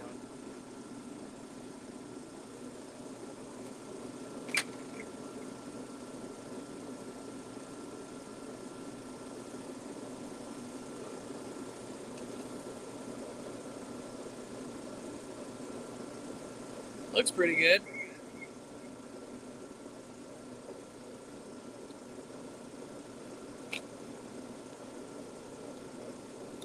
Ooh, definitely a lot. It needs salt so bad. It really does. But it tastes pretty good. Yeah. All right, so I think what I'm going to do for this thing, I'm going to let this run all night long. I'm just going to let this go till tomorrow when I come back and when I finish. It tastes pretty good. It tastes pretty good. I haven't had allulose in a while. I'm trying to get back onto the being less fat train. But so I do notice the allulose in there. I'm not sure if it needs salt. 100% it needs salt. After that, I don't know if it really needs anything. It's got a pretty good flavor, but I do think salt is going to punch it up a little bit. So what I'm going to do is I'm going to let this run all night. I'll check on it tomorrow. It should be really stinking silky smooth. And then I think that'll probably do it for today. I'm going to wrap up. I'm going to plan on trying to do this tomorrow along with the calibration runs. Yeah, so that's what I'm going to do. I'm going to do this tomorrow morning. So Ray, your sample, all these, I'm just going to run them at the same time. And I'm going to set up at least a 3-point calibration of this. And then I'm going to set up a 3-point calibration of the Restec standard. And then we're going to run those along with the 4 samples back to back, all at the same time. And then I'll have the computer tomorrow, so I'll be able to show you kind of like, I'll be able to show you what it looks like on my end as the tests are run. You can see the chromat, if you've seen like movies with like polygraph detectors or whatever, and it's kind of like that, but not so crazy. But it's kind of how we see things coming through. So I'll have the computer tomorrow, and hopefully we can like watch some of these things come through live, and I'll be able to show like, this is why we look at the internal standard, because this injection had 40% more than this other one, but this is what we normally get. That kind of stuff, which I can't really do right now. So yeah, that'll be the thing. So tomorrow we'll run all the samples that we prepped today. We'll prep 2 sets of 3 calibration standards using this as well as the Restec. And then chocolate should be done by then too. That'll be exciting. I don't know that we'll get to testing it tomorrow. Maybe. I don't know. But yeah, that's going to be it. So I'm going to go ahead and turn this off. I got to get the orders out and dropped off at mail, or I'll miss it for today, and I do not want to do that. Yeah, so thanks for hanging out with me. It was a lot of fun. I actually had a lot of fun doing this today. So I hope, let me know maybe what we could do to make it a little bit more entertaining or whatever. And we'll try to amp up the camera angle so we can see more stuff a little bit better. But yeah, so that'll be it for today. Thanks guys for hanging out. And I'll be on if you want to message me, of course. But otherwise, I'll see you tomorrow, probably. Thanks, Jane. Thanks, Ray. I don't know if Butter's still here, but thanks for joining. Really appreciate all you guys. and we'll be doing a lot more of this stuff because there's all kinds of things to show, including ice cream making. You too. Bye, guys.